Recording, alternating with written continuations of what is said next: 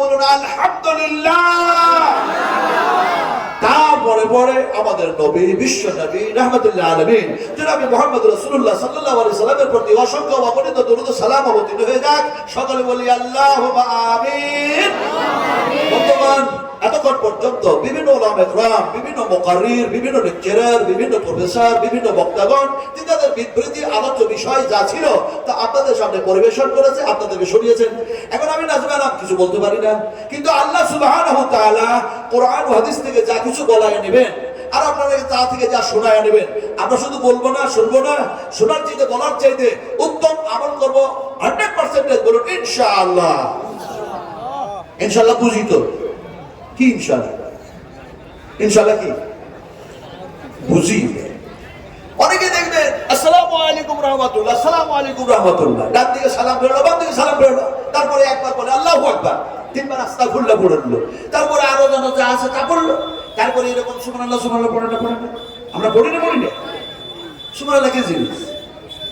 আমি আসলে আজকে বুঝাতে চাইছি মাদ্রাসাটা কি যদি না বুঝি, ওলামা আলেমে দ্বীন এরা কি যদি না বুঝি, আলহামদুলিল্লাহ কি যদি না বুঝি, কোরআনটা কি যদি না বুঝি, সুবহানাল্লাহ কি এটা যদি না বুঝি, ইনশাআল্লাহ কি যদি না বুঝি, তাহলে পারে না বুঝে যে কাজ করা হয় সে কাজে কত মজা পাওয়া যায় না। সাহাবায়ে বুঝেছিলেন নবী কি, তিনারা বুঝেছিলেন কোরআন কি, তিনারা বুঝেছিলেন তাওহীদ কি, তিনারা বুঝেছিলেন রিসালাত কি। সব বুঝার পর যত মার খেয়েছে তত মজা পেয়েছে। সুবহানাল্লাহ। হযরত বেলালকে যখন তার পায়ে দড়ি বেঁধে টানা হচ্ছে আর খেজুর গাছের কাঁটাগুলি, মোটা মোটা কাঁটাগুলি যখন চুবানো হচ্ছে শরীরে, উত্তপ্ত বালির উপরে যখন শুইয়ে রেখে তার সিনার উপরে পাথর অথবা মানুষ যখন ছাটাছাটি করছে, সেই সময় কিঞ্চিত পরিমাণও দিন থেকে ইমান থেকে সরে আসে নাই। যত কষ্ট হয়েছিল ততই যেন বারবার আহাব আহাব যেন শব্দ তার মুখ দিয়ে বাইরে হয়েছিল। সুবহানাল্লাহ। আসলে বুঝতে হয়। আমি কেমন করে বুঝাবো আপনারাকে? একটা এক্সাম্পল দিয়ে বুঝাই। এই যুগ হচ্ছে জাতীয় সভ্যতার যুগ, এই যুগ হচ্ছে সায়েন্সের যুগ, এই যুগ হচ্ছে বৈজ্ঞানিকের যুগ, এই যুগ হচ্ছে কম্পিউটারের যুগ, এই যুগ হচ্ছে মোবাইলের যুগ। এখন মানুষ এত বুঝেছে যে মানুষ বুঝার পর বলছে মোবাইলে সব আছে। বলছে না? বলছে না? মোবাইলে সব আছে, অনলাইনে সব পাওয়া যায়। এটা হচ্ছে মানুষের কথা। বুখারী শরীফ হাদিস, বিশ্বনবী মুহাম্মদ সাল্লাল্লাহু আলাইহি ওয়াসাল্লাম বলেছেন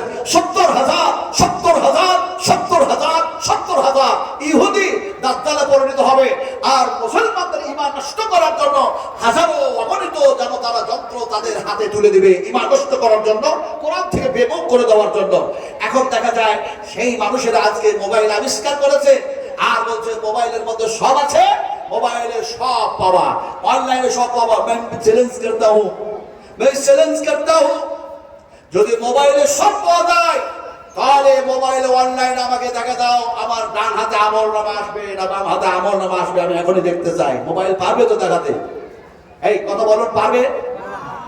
যেহেতু পারবে না, সেহেতু মানুষের কথা হচ্ছে মিথ্যা কথা, আল্লাহর কথাটাই হচ্ছে সত্য কথা। আল্লাহ রাব্বুল আলামিন বলেছেন ওয়াতিবিয়ানাল লিকুল্লি শাই, আমি আল্লাহ রাব্বুল আলামিন কোরআনুল কারীমের মধ্যে সব ঢোকায়া দিয়েছি। তাও সুবহানাল্লাহ বললেন না? এটা বলুন সুবহানাল্লাহ। এটা সুবহানাল্লাহ কি তাও বুঝাতে চেয়েছিলাম, আলহামদুলিল্লাহ কি তাও বুঝাতে চেয়েছি, ইনশাআল্লাহ কি তাও বুঝাতে চেয়েছি। একটা এক্সাম্পল দিতে চেয়েছি। এক্সাম্পলটা কি? এই আধুনিক যুগে কিছু নির্বোধ মানুষ আছে, সবাই না, কিছু নির্বোধ মানুষ আছে, এতই নির্বোধ যে সে দেখা যায় ভ্রমণ শুরু করলো আল্লাহর জমিনে। ভ্রমণ করতে করতে করতে করতে দেখা গেল আজমিরে গেল। আজমির, ওরা বলে আজমির শরীফ। এখন আজমিরে গেল, যাওয়ার পরে যেন দেখা যায় চাদর টাদর কি কি যেন সব চাপালো, কি কি যেন বললো ওই জানে। এখন দেখা যায় ওইগুলি করার পর এখন সে তো নামে মুসলমান, এখন দেখা যায় তীর্থস্থান মসজিদটাকেও ভাবছে, আবার তীর্থস্থান দেখা যায় সেই যেন গয়াকাশী যে মন্দির, সেই মন্দিরটাকে তীর্থস্থান ভাবছে। এখন দেখা যায় সব দর্শন করা হয়েছে, চলো এবার মন্দিরে যাই। মন্দিরে গিয়েছে, কিন্তু মন্দিরে যাওয়ার পর সে করেছেটা কি? আযানের ধ্বনি শুনতে পেয়ে বলে নামাজ তো আউয়াল ওয়াক্তে পড়তে হয়, কারণ রাসূলুল্লাহ বলেছেন তিনটি ভালো কাজ খুব তাড়াতাড়ি করো। তাড়াহুড়ো কাজ শয়তানি কাজ, কিন্তু তিনটি ভালো কাজ খুব তাড়াতাড়ি করো।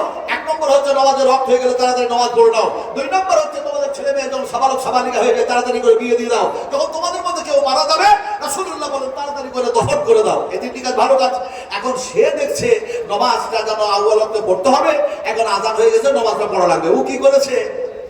মন্দিরে নামাজ পড়তে শুরু করেছে। কত বড় নির্বোধ! এখন মসজিদ আর মন্দির কোনটা এটা তো তাকে চিনতে হয় না, চিনতে হবে না, হবে না। আচ্ছা, আপনারা চিনেন তো নাকি? মন্দির চিনেন না? চিনেন না? চিনেন তো? আজকে মন্দির কি হয়েছে আপনারা বলুন দেখি, চিনতে পেরেছেন কতটা? কি হয়েছে আজকে মন্দির? আবু ধাবিতে আরবে আজকে যেন মন্দির উদ্বোধন করলো আমাদের যেন কেটলিওয়ালা চাওয়ালা। আমি নামটা বলবো না, বুঝতে পারছেন না? পাচ্ছেন না? বুঝতে পারছেন না? পাচ্ছেন না? আর সেখানকার দেখা যায় বেওকুফ যেন নির্ভর প্রাইম মিনিস্টার একজন মুসলিম, তার সঙ্গে থেকে সেও যেন মন্দিরের উদ্বোধন করছে। আমি আজকে সে ব্যাপারে বক্তব্য নাই বা রাখলাম, যেহেতু আগামীকালকে আমার যে জায়গায় প্রোগ্রাম আছে, আলহামদুলিল্লাহ সুবহান আলহামদুলিল্লাহ, অত্যন্ত একেবারে পশ্চিমবঙ্গের রাজধানী আর একবারে চীনা পার্ক, কথা বুঝুন কিনে, রাজারহাট নিউটাউন, মদিনাতুল হজ হাউস। আর সেখানে আলহামদুলিল্লাহ সুবহান আলহামদুলিল্লাহ আপনার টিএমসি বড় বড় নেতা, তার মধ্যে দেখা যায় এমনি করে আপনার হাজী নুরুল ইসলাম সাহেব থাকবেন আলহামদুলিল্লাহ, সিদ্দিকুল্লাহ চৌধুরী সাহেবও থাকবেন আলহামদুলিল্লাহ। তার মধ্যেও যেন আমার মতো একজন গুণাগার খাকসারকে তারা প্রধান বক্তা বানিয়ে রেখেছে। আমার সময় আছে রাত্রি 12টা থেকে একেবারে ভোর 3টা পর্যন্ত, কথা বুঝুন কি দেখ। আলহামদুলিল্লাহ গত রাত্রেও আমি রাত্রি 2:10 স্টেজ থেকে নেমেছি, তারপরে গাড়ি ছেড়েছি। দেখ, লম্বা কথা না বলে শুধু এতটুকু বলতে চাই যে আবুধাবিতে আজকে মন্দির উদ্ঘাটন হয়ে গেল, উদ্বোধনের কাজ করলো। এখন যে মুসলমান সে জায়গায় জায়গা দিল, কেটলিওয়ালা বলছে আমি যখন বললাম এই আরবের মাটিতে মন্দির একটি তৈরি করতে চাই, এখানকার প্রাইম মিনিস্টার একটু কোনো বিলম্ব করেন নাই, তিনি অনুমতি দিয়ে দিলেন। আমরা খুব খুশি হয়েছি। এখন বুঝি না কোনটা মন্দির কোনটা মসজিদ। আপনারাকে জিজ্ঞেস করেছি, আপনারা বলেন মন্দির বুঝি মসজিদ বুঝি। আপনারাকে জিজ্ঞেস করলাম মন্দির কি, আপনারা বুঝতে পারলেন না যে সেখানে মন্দির একটা জায়গা হয়ে গেল, মুসলমান সেখানে অনুমতি দিয়ে দিল। এখন বলতে চাই আপনাদেরকে যে মন্দিরটা কার ঘর এটা বলতে হবে। আপনারা মন্দির যেহেতু বুঝেন, মসজিদও বুঝেন, মন্দির কার ঘর? হ্যাঁ, মন্দির কার ঘর? বহু ঈশ্বরের যারা পূজারী, ভালো করে বুঝুন। হয়তো আমি নাজবে আলা আমার সোনার টুকরা বসে আছেন, হেড বলো না, উনি বলেছিলেন একবার বুড়ো অবস্থায় বয়োজ্যেষ্ঠ অবস্থায় আমার মাদ্রাসায় আমি দর্শন করুন, একবার আসুন, ইনশাআল্লাহ। আল্লাহ পাক নিয়ে এসেছেন। কথাটা বলতেছিলাম কি যে মন্দির হচ্ছে বহু ঈশ্বরের যেন দেখা যায় পূজারীদের ঘর, দেবদেবীতার ঘর।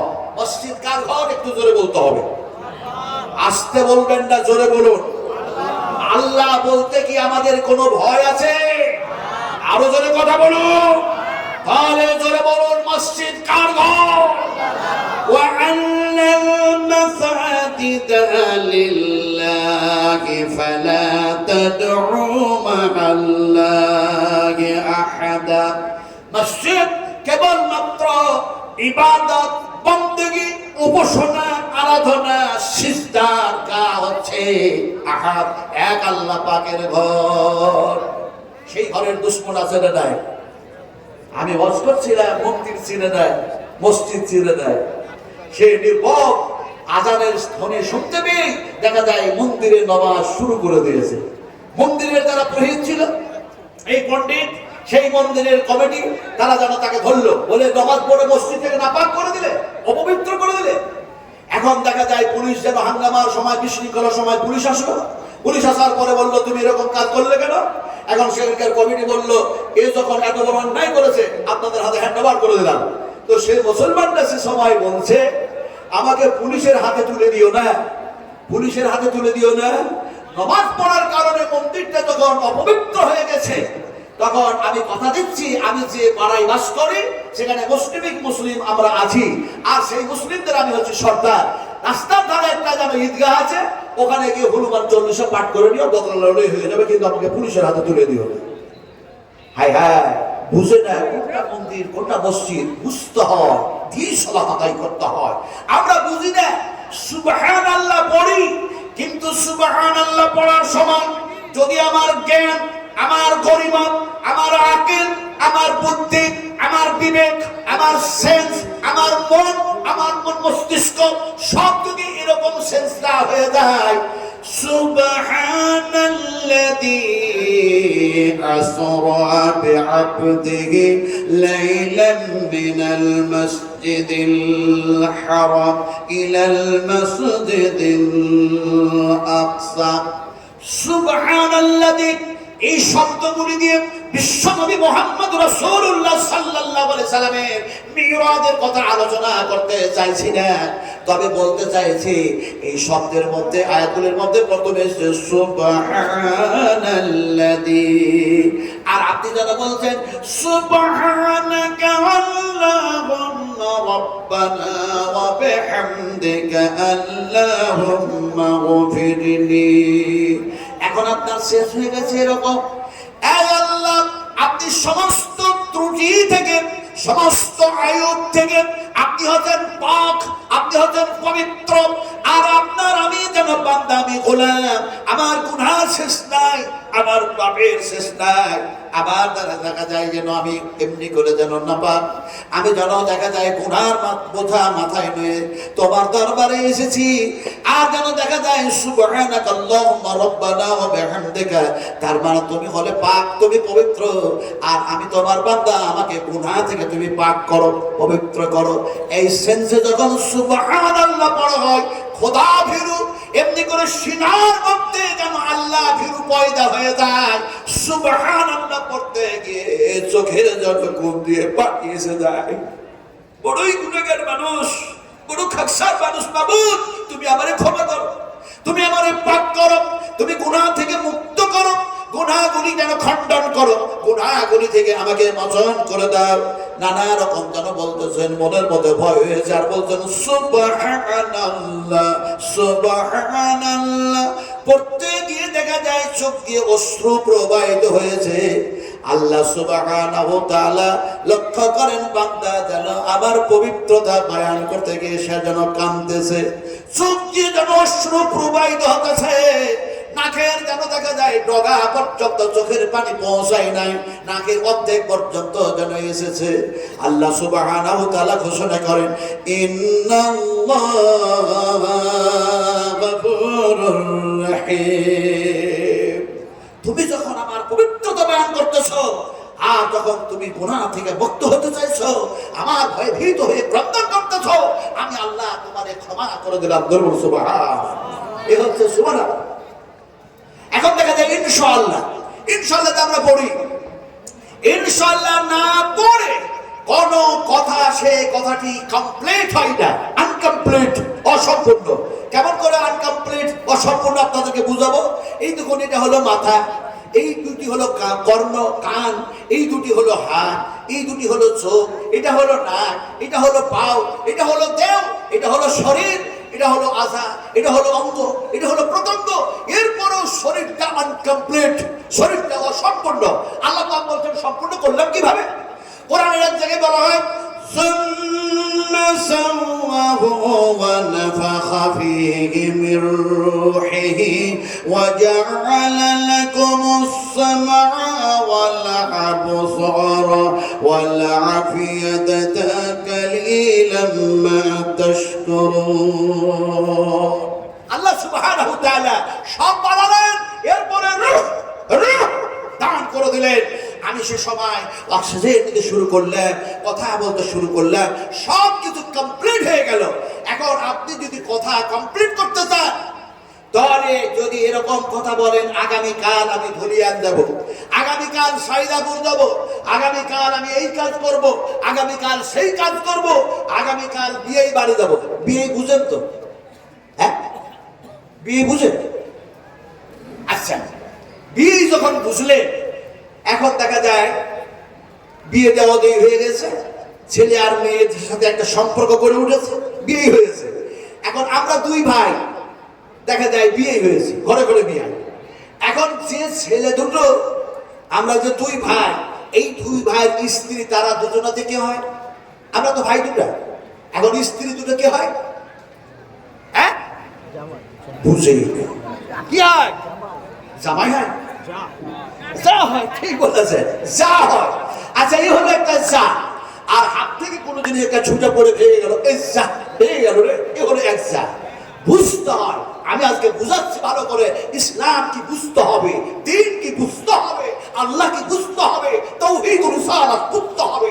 না বুঝে যদি বলেন বিয়ে বাড়ি যাবো, সে কথা আনকমপ্লিট হয়ে যায়। রাসূলুল্লাহ বলেন যদি কমপ্লিট করতে চাও তাহলে ইনশাআল্লাহ পড়ে নাও, ধরে বলুন সুবহানাল্লাহ।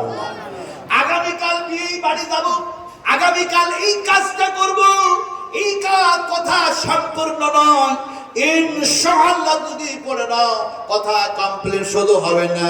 রাসূলুল্লাহ বললেন ইনশাআল্লাহ পড়ার সঙ্গে সঙ্গে সেই কাজের মধ্যে যদি কোনো জটিলতা দেখা যায়, কোনো যেন কঠিন থেকে কঠিন একটা সমস্যার সম্মুখীন হয়ে যাও, আল্লাহ সুবহানাহু তাআলা এই কালাম, এই কথা পড়তে গিয়ে বলতে গিয়ে দেখা যায় আল্লাহ যেন সেই কঠিন কাজটাকে সহজে পরিণত করে দিতে পারে।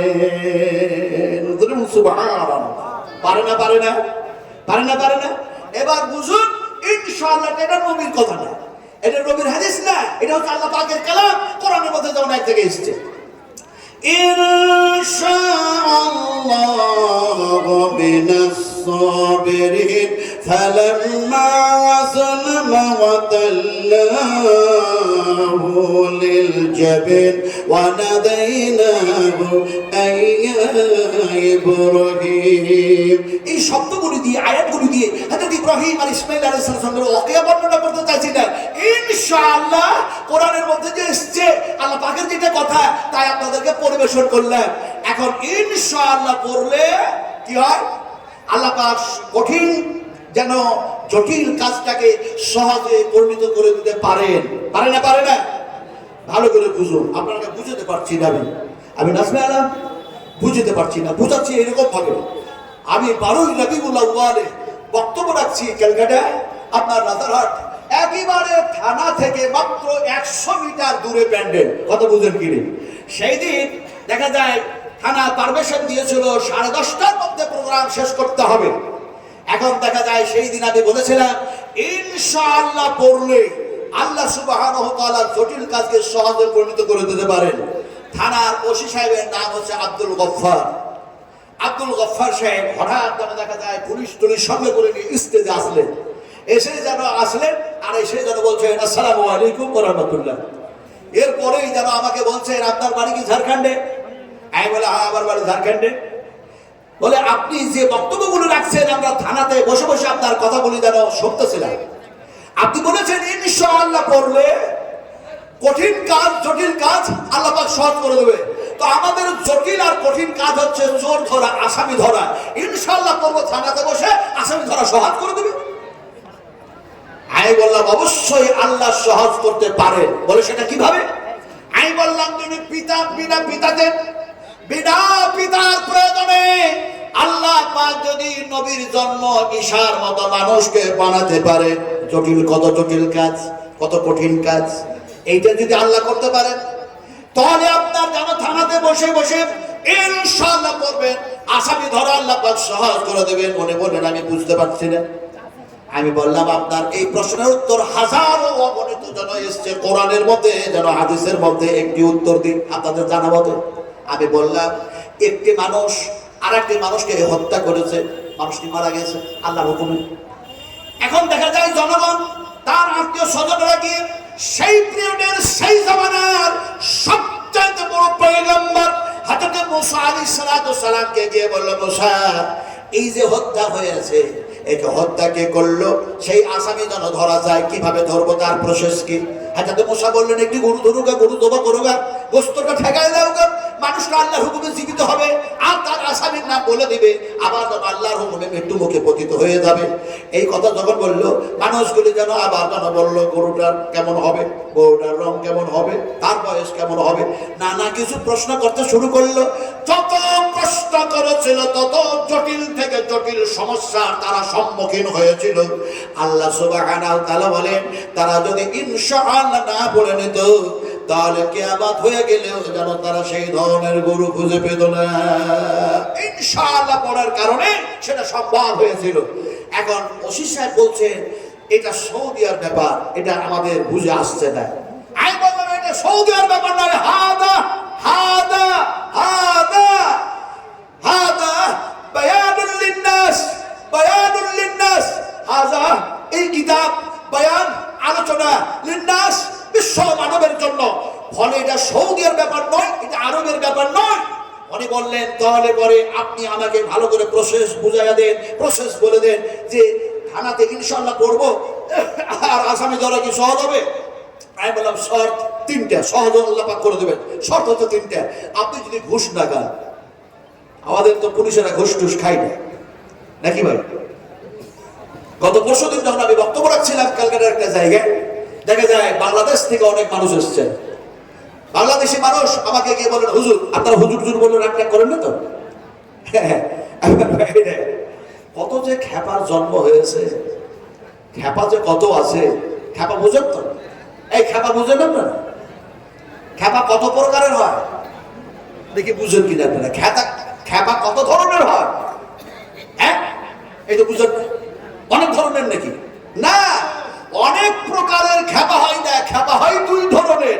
একটি খ্যাপা হয় পুরো ম্যাট, একেবারেই ম্যাট। আর একটা খ্যাপা হয় কোনো সময় ঠিক বলছে, কোনো সময় ভুল বলছে। এ হলো দুই ধরনের খ্যাপা। আমি বুঝাবো কেমন করে? ওইদিকে একটা খ্যাপা দাঁড়িয়ে আছে, ওইদিকে একটা খ্যাপা দাঁড়িয়ে আছে। দাদা তোমরা দেখো না মইদুল, এইদিকে দেখাও। ওটা এক্সাম্পল দিয়েছি, তোমরা তো কোন খ্যাপার খ্যাপা কথা বুঝো কিনি। এইদিকে একটা খ্যাপা দাঁড়িয়ে আছে, এই খ্যাপাটা ন্যাক্ট হয়ে উলঙ্গ হয়ে দাঁড়িয়ে আছে।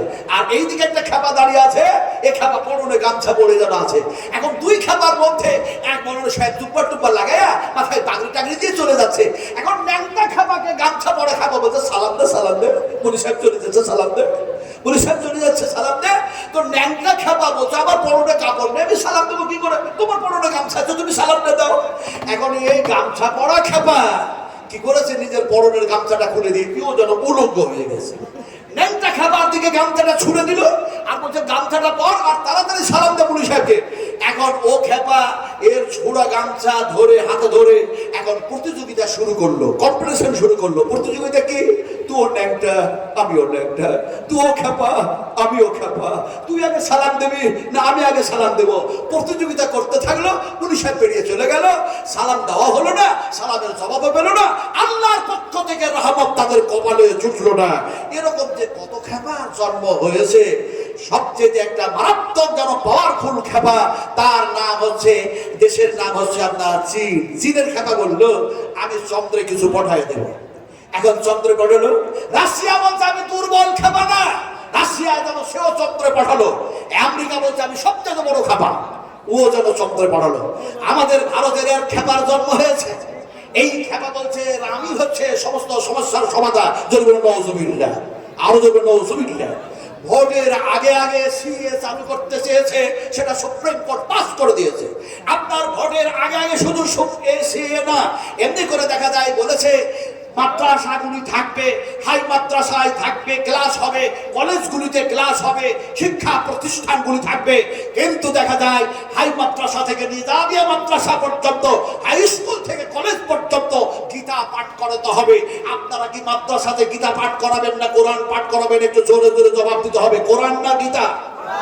আরো জোরে বলতে হবে। মানুষের মুজাহিদের মতো কথা বলুন, কোরআন না গীতা?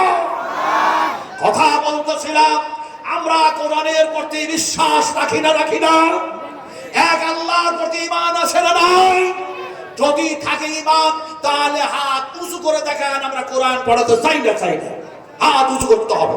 হাত আরো সিধা করুন, আরো সিধা করে দিন। বলেন নারায়ে তাকবীর। হাত উঁচু করে দেন। আমার ভাইয়েরা, সোনার টুকরারা, কলিজার টুকরারা, বাংলার মানুষেরা ভালো করে শোনো। এখন দেখা যায় এমনি করে যেন খ্যাপারা পাগলামি করতেছে আর তারা কোরআনের বিরুদ্ধে যেন দেখা যায় এমনি করে একটা বাধা বিঘ্ন সৃষ্টি করছে। মুসলমান ঘুমিয়ে থাকলে হবে না, জাগ্রত হবে। ইসলামের আলোকে আপনাকে জীবন বাস্তবায়ন করতে হবে। এই যে মাদ্রাসা দেখছেন, এই মাদ্রাসা, এই ইদারা, এই শিক্ষা প্রতিষ্ঠান যদি না থাকতো তাহলে আমার মতো একটা মানুষ আপনাদের সামনে কি এইভাবে কোরআনের তাফসীর করা সম্ভব হতো না। কেমন করে বুঝাবো? একটা কথা ভালো করে বুঝো, আমি সে কথা যাচ্ছি, আমি যাবো একটু পরে। একটা কথা বলুন তো, দেখি আপনারা তো মুসলমান, কোরআনের প্রতি ঈমান রাখেন, আল্লাহর প্রতি ঈমান রাখেন, বিশ্বাস রাখেন।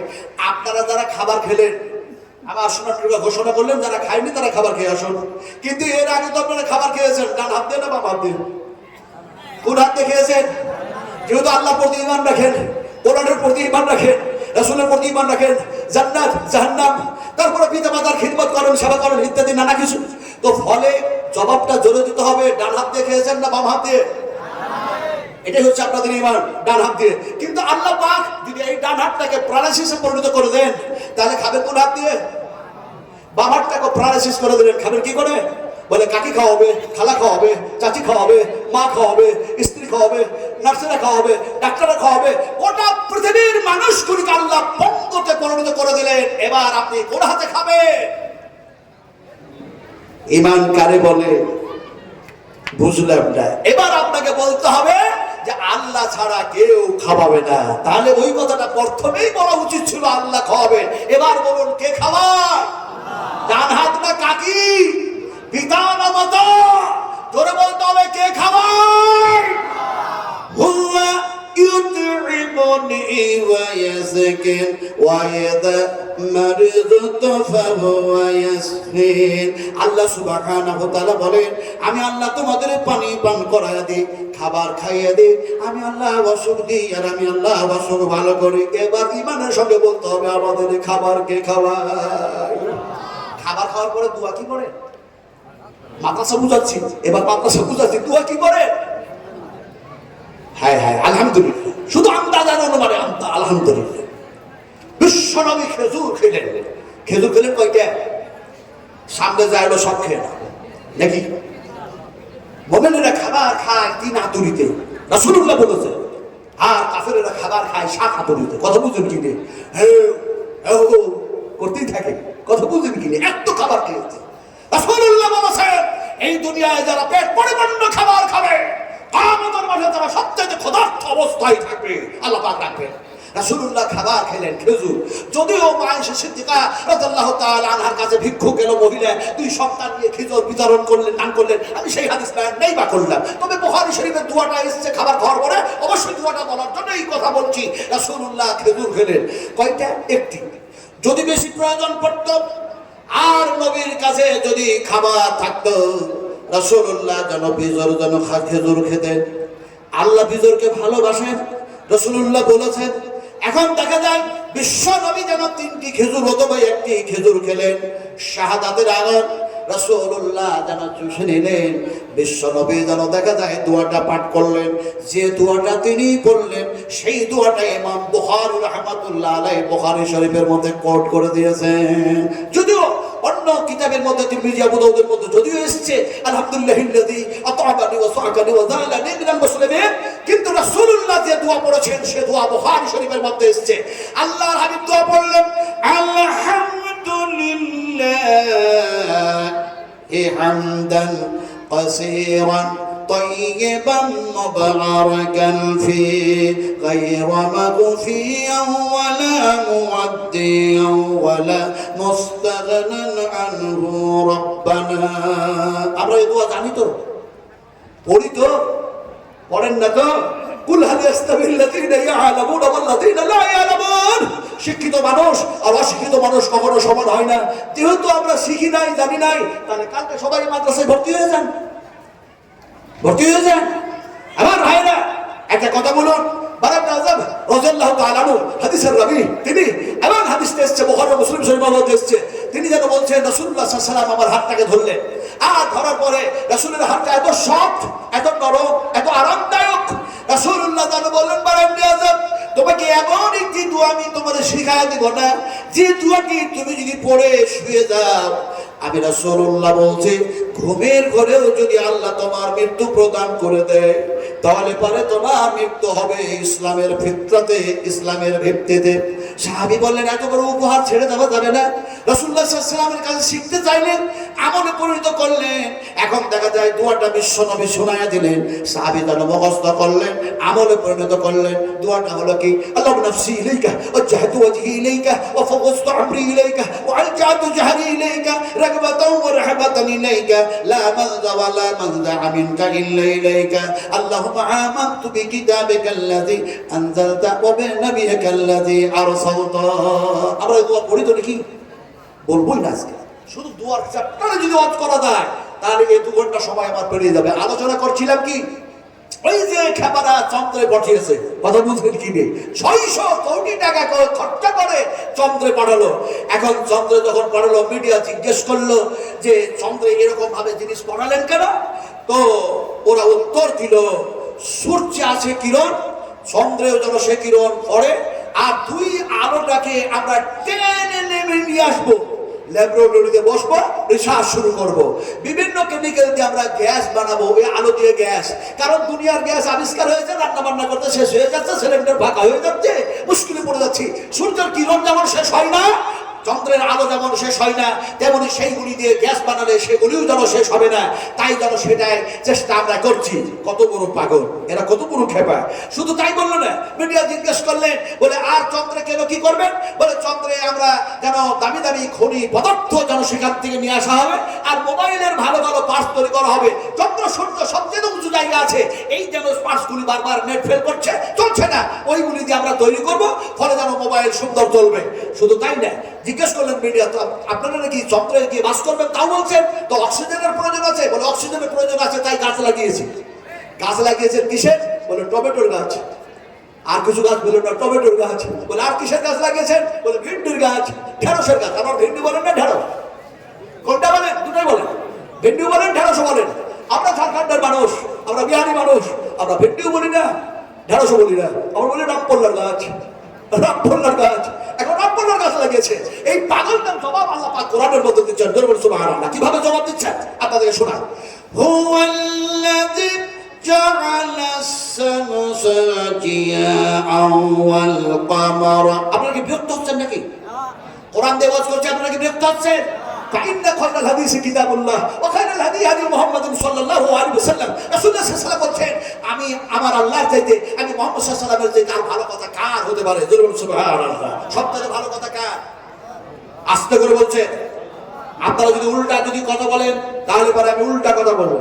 সবচাইতে ভালো কথা কার? আল্লাহ। সত্য কথা বলা ভালো না খারাপ? তাহলে সত্য কথা বলা কার? আল্লাহ পাকের কথা হচ্ছে সত্য, নবীর কথা সত্য, কোরআন সত্য, আল্লাহ সত্য, জাহান্নাম সত্য, জান্নাত সত্য, মওত সত্য, কিয়ামতের মাঠে জীবিত হতে হবে তাও সত্য, হিসাব দিতে হবে তাও সত্য, আপনাকে এমনি করে দেখা যায় পুরুষরা পার হতে হবে তাও সত্য।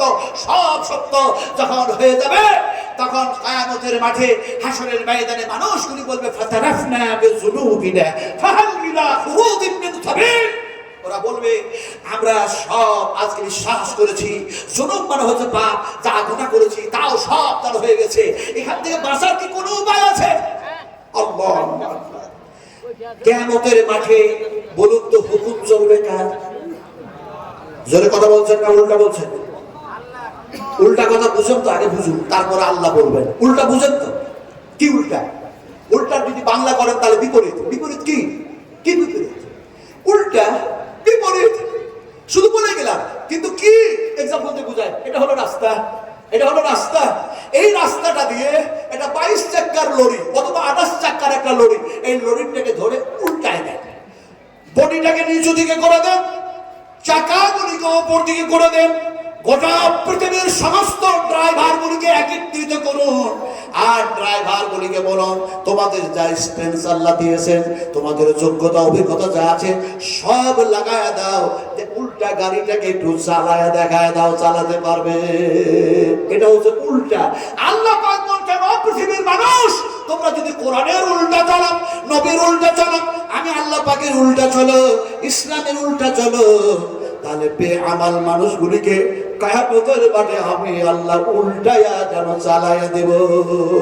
আফামাইয়ামসি মুকিব্বান আলা ওয়াজহিহি আহাদা আমাইয়ামসি সাবিয়ান আলা সিরাতিম মুস্তাকিম।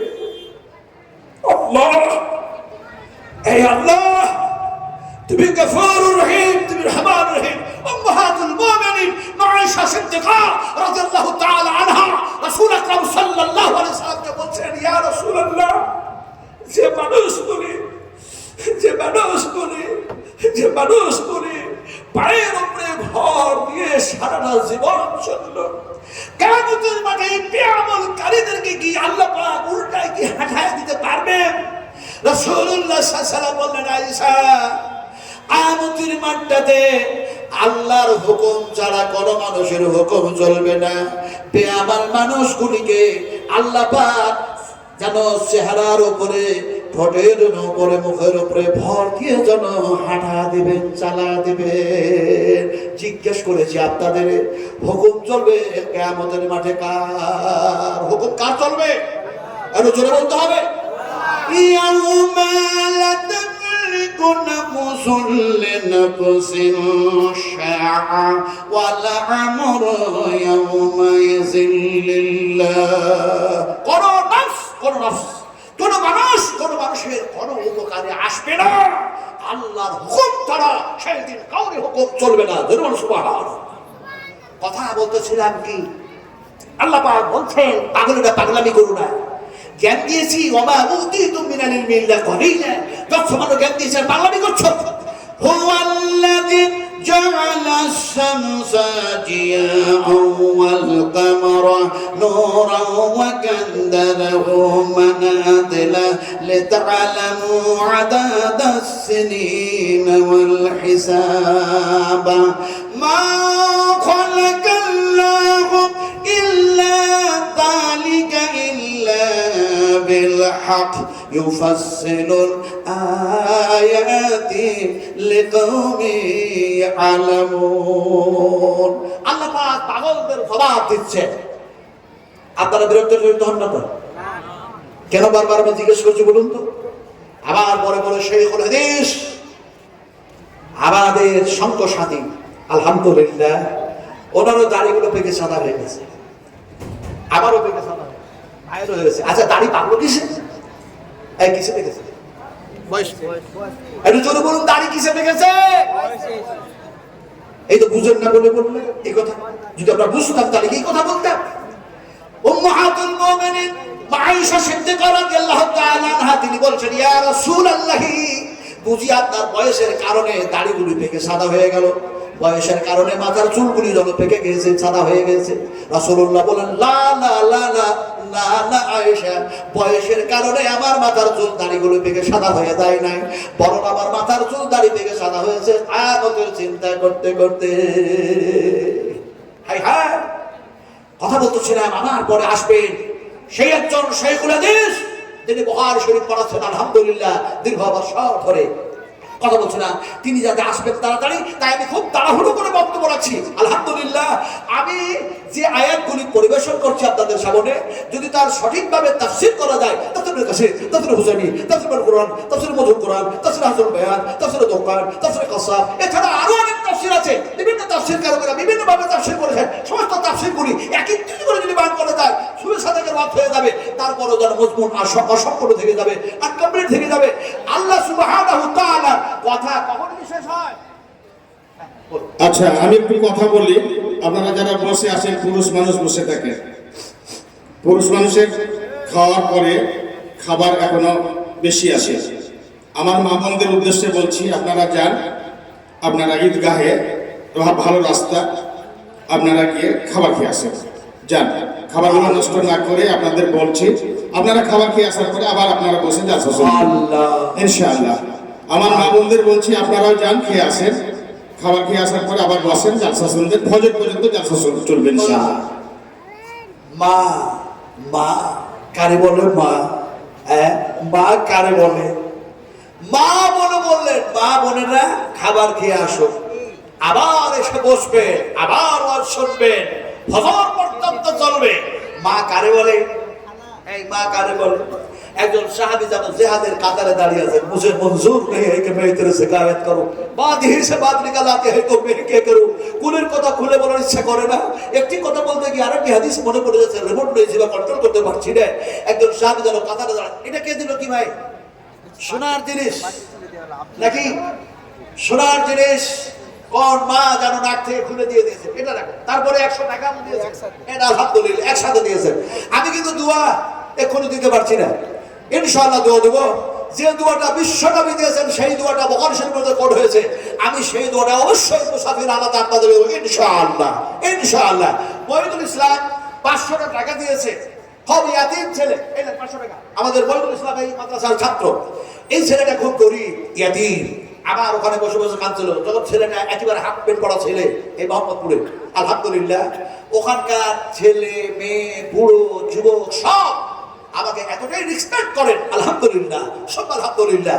গেলেই যেন দেখা যায় মানুষ সব এসে জমা হয়ে গেল, নাজমানা সব এসছে, কি যেন দেখা যায় জানি না কি ব্যাপার। তো আমি দেখেছি ছেলেটাকে ছোট্টবেলা থেকে, বাবা যদিও স্ত্রী, দ্বিতীয় সংসার যদিও করেছে, মা তারে খেতে দেয় না, শখ মা খেতে দেয় না।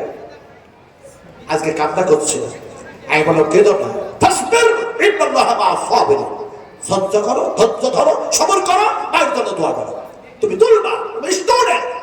তো এই ছেলেটাকে আমি ছোট্টবেলা থেকে দেখছি। আজকে মা কি এক যেন দূর ব্যবহার করে, এক খারাপ আচরণ করে সন্তানের সঙ্গে। মা কারে বলে? আমার শোনার পরে বলেছেন মায়েরা বোনেরা, মা কারে বলে শুনুন। এখন দেখা যায় সাহাবী যেন জিহাদের কাতারে দাঁড়ায়, আল্লাহর হাবিব বললেন সাহাবীজি, ও আমার সাহাবী এইভাবে কাতারে কেন দাঁড়ায়? বলে ইয়া রাসূলুল্লাহ, আল্লাহ নৈকট্য লাভ করার উদ্দেশ্যে আমার যা মাল মাত্রা ছিল দিতে দিতে দিতে দিতে সব যেন শেষ করে দিয়েছে, আর কিছু নাই। এই জীবনটা আছে, এই জীবনটাকে আল্লাহর নৈকট্য লাভের উদ্দেশ্যে, ওই বেহেশতে যাবার উদ্দেশ্যে আমি যেন এটাও যেন আল্লাহর কাছে জমা করে দেব, শহীদ হয়ে যাব। রাসূল বলেন এটা কেন? বলেন নবীজি আপনি ওয়াজ করছিলেন, ওয়াশারিউ ইলা মাগফিরাতিন মির রাব্বিকুম ওয়া জান্নাতিন আরদুহাস সামাওয়াতু ওয়াল আরদু উইদ্দাত লিল মুত্তাকিন। যে মুত্তাকিনদের জন্য আল্লাহ পাকের বেহেশত হচ্ছে জমিন ও আকাশের চাইতে বেশি প্রশস্ত। হে রাসূল, আমরা অসুখ ছিলাম আপনার, ফলে আর না, জীবনটাও জমা দিয়ে দেবো, শহীদ হয়ে যাবো। রাসূলুল্লাহ বলেন কিছু নাই, সব দিয়ে শেষ করে দিয়েছে। বলে সব শেষ করেছে, শুধু জীবনটুকুই আছে। রাসূলুল্লাহ সাল্লাল্লাহু আলাইহি ওয়াসাল্লাম বললেন যেই জান্নাতের আশায়, যেই বেহেশতের আশায় সব কিছু দান খায়রাত করে দিয়েছে, জীবনটাকেও যেন আল্লাহ যেন পথে যেন এমনি করে শহীদ করে দেবে। আমি রাসূলুল্লাহ বলছি তোমার কি এমনি করে মা নাই, তোমার আব্বা নাই? এমন সমাজ যেন দেখা যায়, তিনি যেন কাঁদতে শুরু করেছেন, সাহাবীর চোখ দিয়ে যেন পানি এসে গিয়েছে। বলি ইয়া রাসূলুল্লাহ, আপনার আম্মা নাই, আপনার আব্বা নাই, আপনি ইয়াতীম নবী। হে রাসূল, আমি তো সেই রকম ইয়াতীম না, আমার যেন পিতা নাই, মাতা যেন আছে, একজন আছে, একটি নিয়ামত আল্লাহর কাছে জমা হয়ে গেছে। রাসূলুল্লাহ সাল্লাল্লাহু আলাইহি ওয়াসাল্লাম সে সময় বললেন বাড়ি ফিরে দাও, আর তোমার মাতা পিতার খিদমত করো, সম্মান করো, এহতেরাম করো, যত্ন করো। অবশ্যই যেন তোমার মায়ের যেন দুই পায়ের নিচে আল্লাহর বেহেশত আছে। যদিও আমি এটা বাংলাতে বললাম, আমি আমার ভাষায় বললাম, বিশ্বনবী তিনার ভাষায় তিনি বললেন ইজহাব ইজহাব ইজহাব, বাড়ি ফিরে দাও, ফাআকরিমহা ফাআকরিমহা ফাআকরিমহা, মাতা পিতার খিদমত করো, সম্মান করো, যত্ন করো, সেবা করো। ফাইন্নাল জান্নাতা তাহতা রিজলাইহা, তোমার যেন দেখা যায় ওই মায়ের দুই পায়ের নিচে আল্লাহর বেহেশত আছে। ছেলে কাঁদছিল, তাকে এইভাবে শোনালাম সেই জান্নাত, সেই বেহেশত তোমার মায়ের দুই পায়ের নিচে আছে। এখন 500 টাকা দিয়েছে, 500 টাকা দিয়েছে। আমি ছোট্ট করে একটা দোয়া দিতে হবে, বুখারী শরীফের দোয়াটা আমি এখন দেবো না, কথা বলতে আল্লাহ শুনতে দেবো ইনশাআল্লাহ। ছোট্ট করে একটা দোয়া দিয়েছি, আল্লাহুম্মা গফির লানা। আপনারা আমিন বলুন। একটা ইয়াতীম ছেলে দান করেছে 500 টাকা, একটু আমিন বলবেন। যেহেতু তার মা খারাপ ব্যবহার করছে, বাবা কিছু বলতে পারছেন না, ছেলে যেন কান্না করে, একটু আমি দোয়া দিচ্ছি, মুসাফির না, শুধু আপনারা আমিন আমিন করুন। আল্লাহুম্মা গফির লানা ওয়ালিল মুমিনিনা ওয়াল মুমিনাত ওয়াল মুসলিমিনা ওয়াল মুসলিমাতিল আহইয়া ওয়াল আমওয়াত। আল্লাহুম্মা আমিন, আর আল্লাহুম্মা আমিন। আলোচনা আপনাদের সামনে করতেছিলাম, যেমনি করে দেখা যায় আল্লাহ সুবহানাহু ওয়া তাআলা পাগলদের যেন জবাব দিলেন, এই যেন হুয়াল্লাযী জাআলাস শামসা জিয়াআন ওয়াল কামারা নূরান ওয়া কাদ্দারাহু মানাযিলা। এখন আল্লাহ পাক যেন বলছেন এই সূর্যে যেন আলো দিয়েছি, সেই আলো যেন চন্দ্রের মধ্যে যেন দান করলাম। মুক্তাসর আলোচনা, সংক্ষিপ্ত আলোচনা। এখন দেখা যায় এই চন্দ্র সূর্য যেন দেখা যায় আলো দিলাম, কিরণ দিলাম, আর এগুলি যেন বেকার বেকার সৃষ্টি করি নাই। এগুলিকে সৃষ্টি করার পিছনে কারণ আছে, তোমাদের মঙ্গলের জন্য, তোমাদের কল্যাণের জন্য আমি আল্লাহ বানিয়েছি। কি যেন কল্যাণ? শোনো,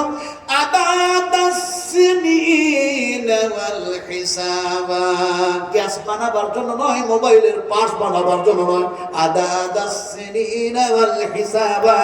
এ দিয়ে তোমরা দিন, এ দিয়ে যেন সপ্তাহ, এ দিয়ে যেন মাস, এ দিয়ে যেন বৎসর তোমরা গণনা করবে। মা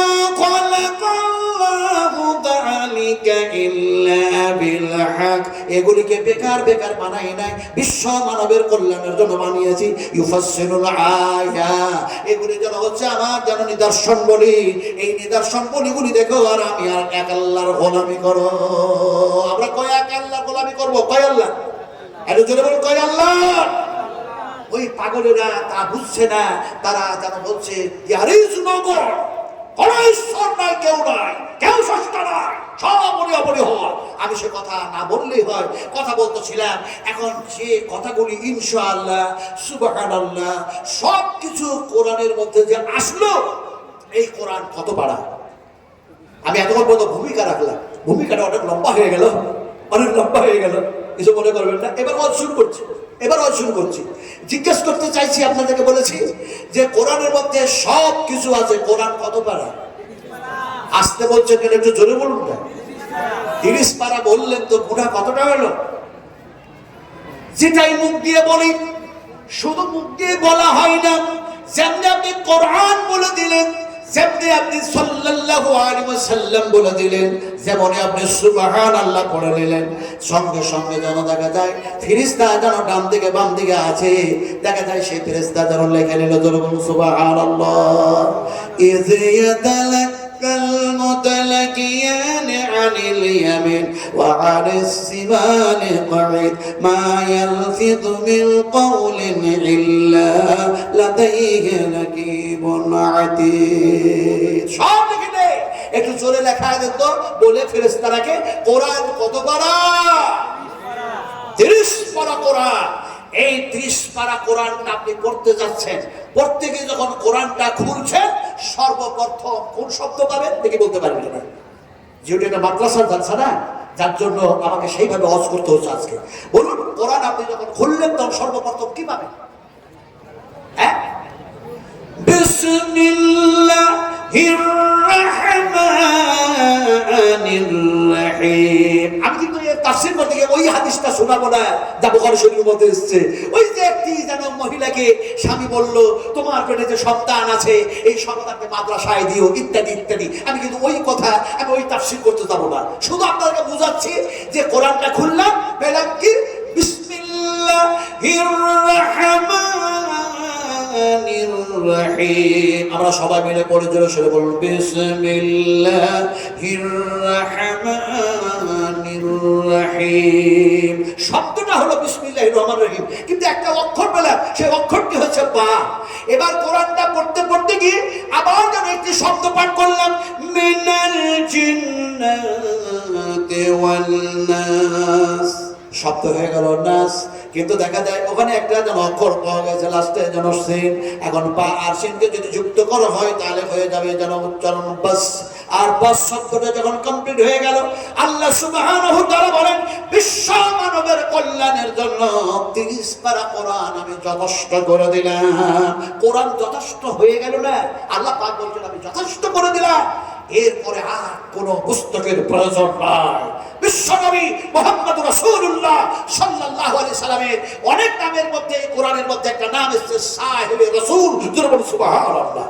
সাহিব বলা হয় নবীকে, শুধু নবীকে, নবীকে শুধু সাইয়্যিদুল মুরসালিন, খাতিমুন নবীন, রাসূলুল আমিন, রাহমাতুল আলামিন, শুধু এইগুলো না, বরং রাসূলকে বলা হয়েছে সাহিবে রাসূল। তোমাদের কাছে এমন এক রাসূল প্রেরণ করলাম, তিনি যা ডিসিশন দেন, তিনি যা ফয়সালা দেন, সেটাই আমি আল্লাহর ফয়সালা। ফলে সেই নবীকে তোমরা মহব্বত করো, ভালোবাসো, আমি আল্লাহ তোমাদেরকে মহব্বত করবো, ভালোবাসবো, তোমাদের গুনাহ মাফ করে দেবো। কিন্তু কোরআনের মধ্যে বলা হয়েছে। এখন বলতেছিলাম এই কোরআনের মধ্যে সাহেব শব্দ এসছে, এটা হচ্ছে নবীর একটি নাম। যদি বলো সুবহানাল্লাহ। সাহেব যেমন এক জায়গায় বলা হয় মা দাল্লা সাহিবুকুম ওয়া মা গাওয়া ওয়া মা ইয়ানতিকু আনিল হাওয়া। আল্লাহ সুবহানাহু ওয়া তাআলা বলেন তোমাদের কাছে এমন এক রাসূল প্রেরণ করলাম, নবী প্রেরণ করলাম, যাকে আমি সাহেবের লাকাব দান করে দিলাম। এখন কোরআনটা বিশ্ব মানবের জন্য আল্লাহ পাক যথেষ্ট করে দিলেন। এবার আপনি কোরআনটা তেলাওয়াত করতে শুরু করুন। আমি মুক্তাসার আলোচনা করছি, সংক্ষিপ্ত আলোচনা। বিসমিল্লাহ বললেন খোলার সাথে সাথে এবার আপনি শুরু করছেন কি দিয়ে? আলহামদুলিল্লাহি রাব্বিল আলামিন। প্রশংসা করলেন কার? আর একটু জোরে বলুন। একটা বুড়ো মানুষ আল্লাহর প্রশংসা করছে। কেন করছে? বৃদ্ধ মানুষটা স্কিনগুলি জড়ো সড়ো হয়ে গেছে, আর বৃদ্ধ মানুষ তিনি বুড়ায়া একেবারে দাঁড়িয়ে যেন পেকে শোট হয়ে গেছে। তিনি যেন আল্লাহর কাছে দরখাস্ত করলেন, এই আল্লাহ আমাকে সুসন্তান দান করো।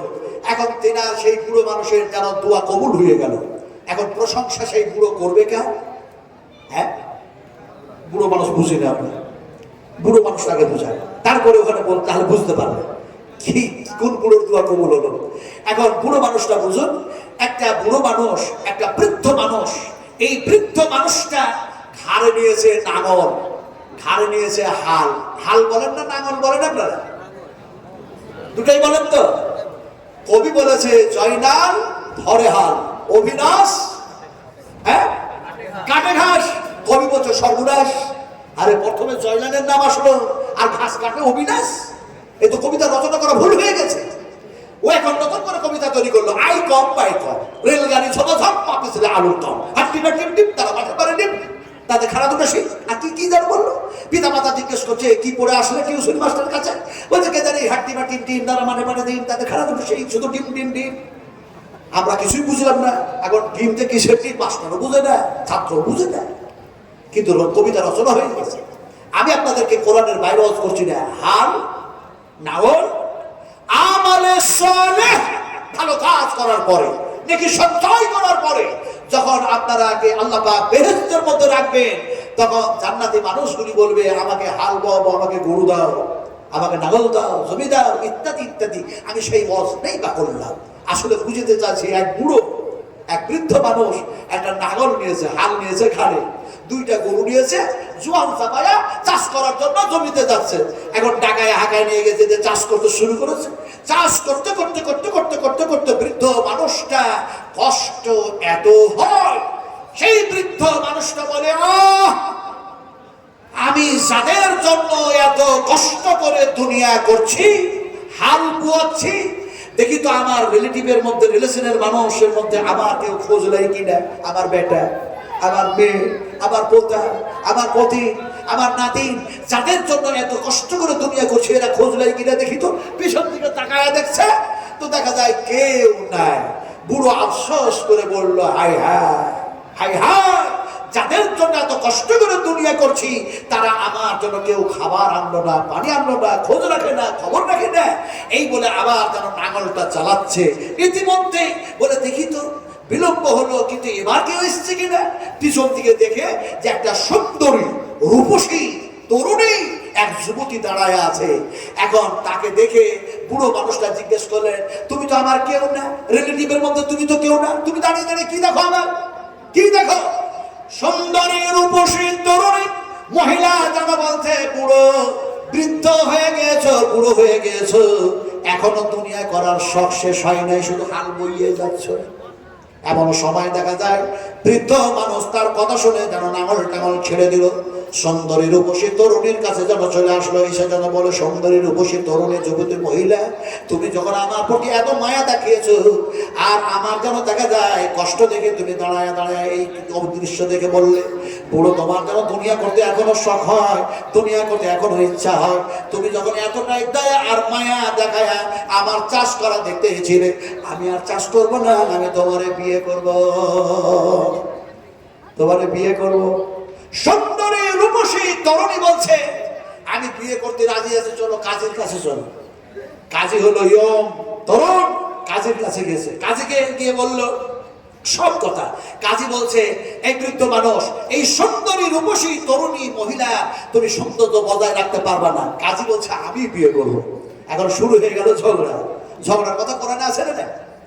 এই আছে না? فَتَنَازَعْتُمْ فِي شَيْءٍ فَرُدُّوهُ إِلَى اللَّهِ وَالرَّسُولِ। যখন তোমরা কোনো সমস্যায় পড়বে, ঝগড়া করবে, তখন আল্লাহ আর আল্লাহর রাসূলের সম্মুখীন হয়ে যাও। সুবহানাল্লাহ। এখন সুন্দরী রূপসী তরুণী মহিলা, এখন দেখা যায় ওই দুজনের ঝগড়া দিয়ে বলতে তোমরা ঝগড়া করো, চলো রাজার কাছে চলো।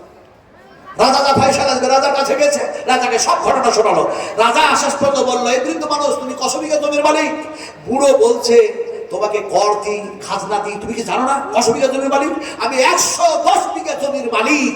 এমন সময় রাজা বলল তুমি 110 বিঘা নয়, 100 কোটি 10 লাখ একর বিঘা জমির তুমি যদি মালিক হও, আমি রাজা বলছি এই সুন্দরীর সৌন্দর্য তুমি বজায় রাখতে পারবা না, তুমি বিয়ে করতে পারবা না। কাজীকে বললো কাজীরে তুই বিয়ে পড়িয়ে ক টাকা পাস? 4 টাকা পাস, তা দিয়ে যেন এর সৌন্দর্য তুই বজায় রাখতে পারবি না। রাজা বলছে আমার কাছে কোনো কিছুরই অভাব নেই, আমি বিয়ে করব। রাজা বলছে আমি বিয়ে করব। কাজী বলছে আমি বিয়ে করব। বুড়ো বলছে আমি বিয়ে করব। সুন্দরী রূপসী তরুণী বলল ঝগড়া করো না, আমি ফায়সালা দিচ্ছি। আমি দৌড়তে শুরু করলাম, ছুটতে শুরু করলাম, তোমরা আমার পিছনে দৌড়াও। কথা দিচ্ছি তোমরা 3 জনের মধ্যে যে আগে আমাকে ধরে নিবে আমি তাকে বিয়ে করে নেব। সুন্দরী রূপসী দ্রুত গতিতে ছুটতেছে। এরা 3 জনাই যেন সেই বিয়ে করার আশায় দুনিয়া সুন্দর করবে তাই যেন ছুটতেছে এর ভিতরে। এখন দেখা যায় ছুটতে ছুটতে রাজার তো কাজ কাম করা অভ্যাস নাই। রাজা এমন সময় হুজুর খেয়ে পড়লো, মালিকুল মউত আসলো, জান কবজ করে নিয়ে চলে গেল। রাজার যেন বিয়ে করার শখ শেষ। এবার বৃদ্ধ মানুষ, বুড়ো মানুষ, সে বলছে অত তাড়াতাড়ি হার মানবো না। বুড়ো হার মানতেই চাই না। চুল পেকেছে, দাড়ি পেকেছে, মোচ পেকেছে, ও হার মানবে না। মোচ কালো করেছে, মাথার চুল কালো করেছে, দাড়ি কালো করেছে। স্ত্রীর সামনে দাঁড়ালো, দেখো আমি কেমন যুবক। তোমার স্ত্রী জানে না তুমি কসমেটিকের যুবক? দাড়িগুলিকে কলম করেছো, কালো কলম করেছো। রসুলের যদি সুন্নাত আদায় করতে হয় আমার আগে মানুষ সুন্নতি রসুল আকরাম সাল্লাল্লাহু আলাইহি ওয়াসাল্লাম বলছেন যারা আমার সুন্নাতকে মাফিক চলে অবশ্যই তারা আমার উম্মত। যারা সুন্নাতকে ত্যাগ করে দেয়, ছেড়ে দেয়, খাওয়া দেয়, খাওয়া তো আমার উম্মত থেকে তারা বায়ু হয়ে যায়। যদি তাই কালার করতে হয় তাহলে মেহেন্দি কালার করুন। কেন আপনি কালো করতেছেন? রাসূলুল্লাহ নিষেধ করেছেন। এখন দেখা যায় বুড়ো মানুষ কম্পিটিশন শুরু করেছে। কম্পিটিশন শুরু করেছে বলে চাষ করে করে করে ছোট্টবেলা থেকে আমি স্ট্রং হয়ে আছি। কাজীরে তোর কাছে হার মানবো না, সুন্দরী রূপসীকে ধরবো আর বিয়ে করে নেব। এমন সময় দেখা যায় বুড়ো যেন ছুটতে গিয়ে এই যে লঙ্গি দেখছেন কেমনে যেন পায়ে জোরে পড়ি লেগে গেল, উল্টে যেন কাছাড় খেয়ে গেল, নাক দিয়ে চোখ দিয়ে কান দিয়ে রক্ত আসতে লাগলো। মালিকুল মউত আসলো, বুড়োরও যেন জান কবজ করে নিয়ে চলে গেল। আছে যেন সেই যুবক তরুণ। এই সময় যেন সুন্দরী রূপসী পর্বতের উপরে চেপে যেন বলে এখনো কেউ আমারে ধরতে পারো না, শর্ত আছে ধরা। যখন ধরবে আমি যেন তোমার বিয়ে করব। ধরার জন্য যেন সেই কাজী পাহাড়ের উপরে চেপেছে। সেকেন্ডের মধ্যে সুন্দরী রূপসী তরুণী পর্বতের উপর থেকে নিচে নেমে এসেছে। যুবক তাকে ধরার জন্য পর্বতের উপর থেকে ঝাঁপ দিয়েছে, নাপিয়ে পড়েছে। মালিকুল মউত আসলো, ওই কাজীরও যেন জান কবজ করে নিয়ে চলে গেল। এমন সময় সুন্দরী রূপসী তরুণী ওই যুবতী যেন বলতে শুরু করলো ইন্নী ইন্নী ইন্নী, আমি দুনিয়া, আমি ওই সৌন্দর্য দুনিয়া। আমি যেন সেই যুবতী মেয়ের নাই যেন সুন্দর একটি দুনিয়া। আল্লাহ পাক যেন এই দুনিয়ার মায়া মমতা চাল দিয়ে তোমাদেরকে এমন ভাবে গ্রাস করে দিয়েছে, ফলে তোমরা দুনিয়ার পিছনে দৌড়াতে গিয়ে আখিরাত ভুলে যেও না, আখিরাত ভুলে যেও না, আখিরাত যেন ছেড়ে দিও না, আল্লাহ ছেড়ে দিও না, নবী ছেড়ে দিও না, কোরআন ছেড়ে দিও না, তাওহীদ রিসালাত ছেড়ে দিও না, ইসলাম থেকে দূরে সরে যেও না, আল্লাহ থেকে বিমুখ হয়ে যেও না। ওয়া মা হাযিহিল হায়াতুদ দুনিয়া ইল্লা লাহু ওয়া লাইবুন। এই দুনিয়াটাকে আল্লাহ পাক এত সুন্দর করে সাজায়া দিয়েছেন, আমরা দুনিয়া করতে গিয়ে আখিরাত নষ্ট করবো না, বলুন ইনশাআল্লাহ। আলোচনা কি করছে না, ওই বুড়ো মানুষ দোয়া করেছে, আল্লাহ পাকের দরবারে দোয়া মঞ্জুর হয়ে গিয়েছে। এমন সময় দেখা যায় সেই বুড়ো প্রশংসা করছে, আল্লাহ পাকের প্রশংসা করতেছে, আলহামদুলিল্লাহিল্লাযী ওয়াহাবা আলী আলাল কিবারি ইসমাঈল ওয়া ইসহাক। হযরত ইব্রাহিম আলাইহিস সালাম সেই বৃদ্ধ মানুষ, তিনি যেন বলছেন আমি সেই আল্লাহর প্রশংসা করতেছি যে আল্লাহ পাক আমার দুয়াটাকে কবুল করে নিয়ে আমাকে সন্তান দান করেছেন। হযরত ইসহাক, হযরত ইসমাঈল আলাইহিস সালাতু সালাম দান করেছেন। ধরে বলুন সুবহানাল্লাহ।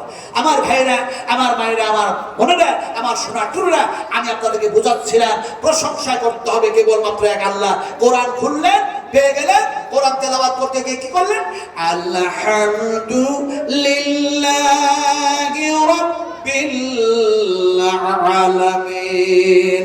এবার আল্লাহ পাক যেন তিনার পরিচয় দিচ্ছেন আর বলছেন, শোনো তোমরা কয় আল্লাহর প্রশংসা করবে, কোন আল্লাহর প্রশংসা করবে? বিশ্বনবী মুহাম্মদ সাল্লাল্লাহু আলাইহি ওয়াসাল্লাম তিনিও দেখা যায় হাদিসের মধ্যে বয়ান দিয়েছেন।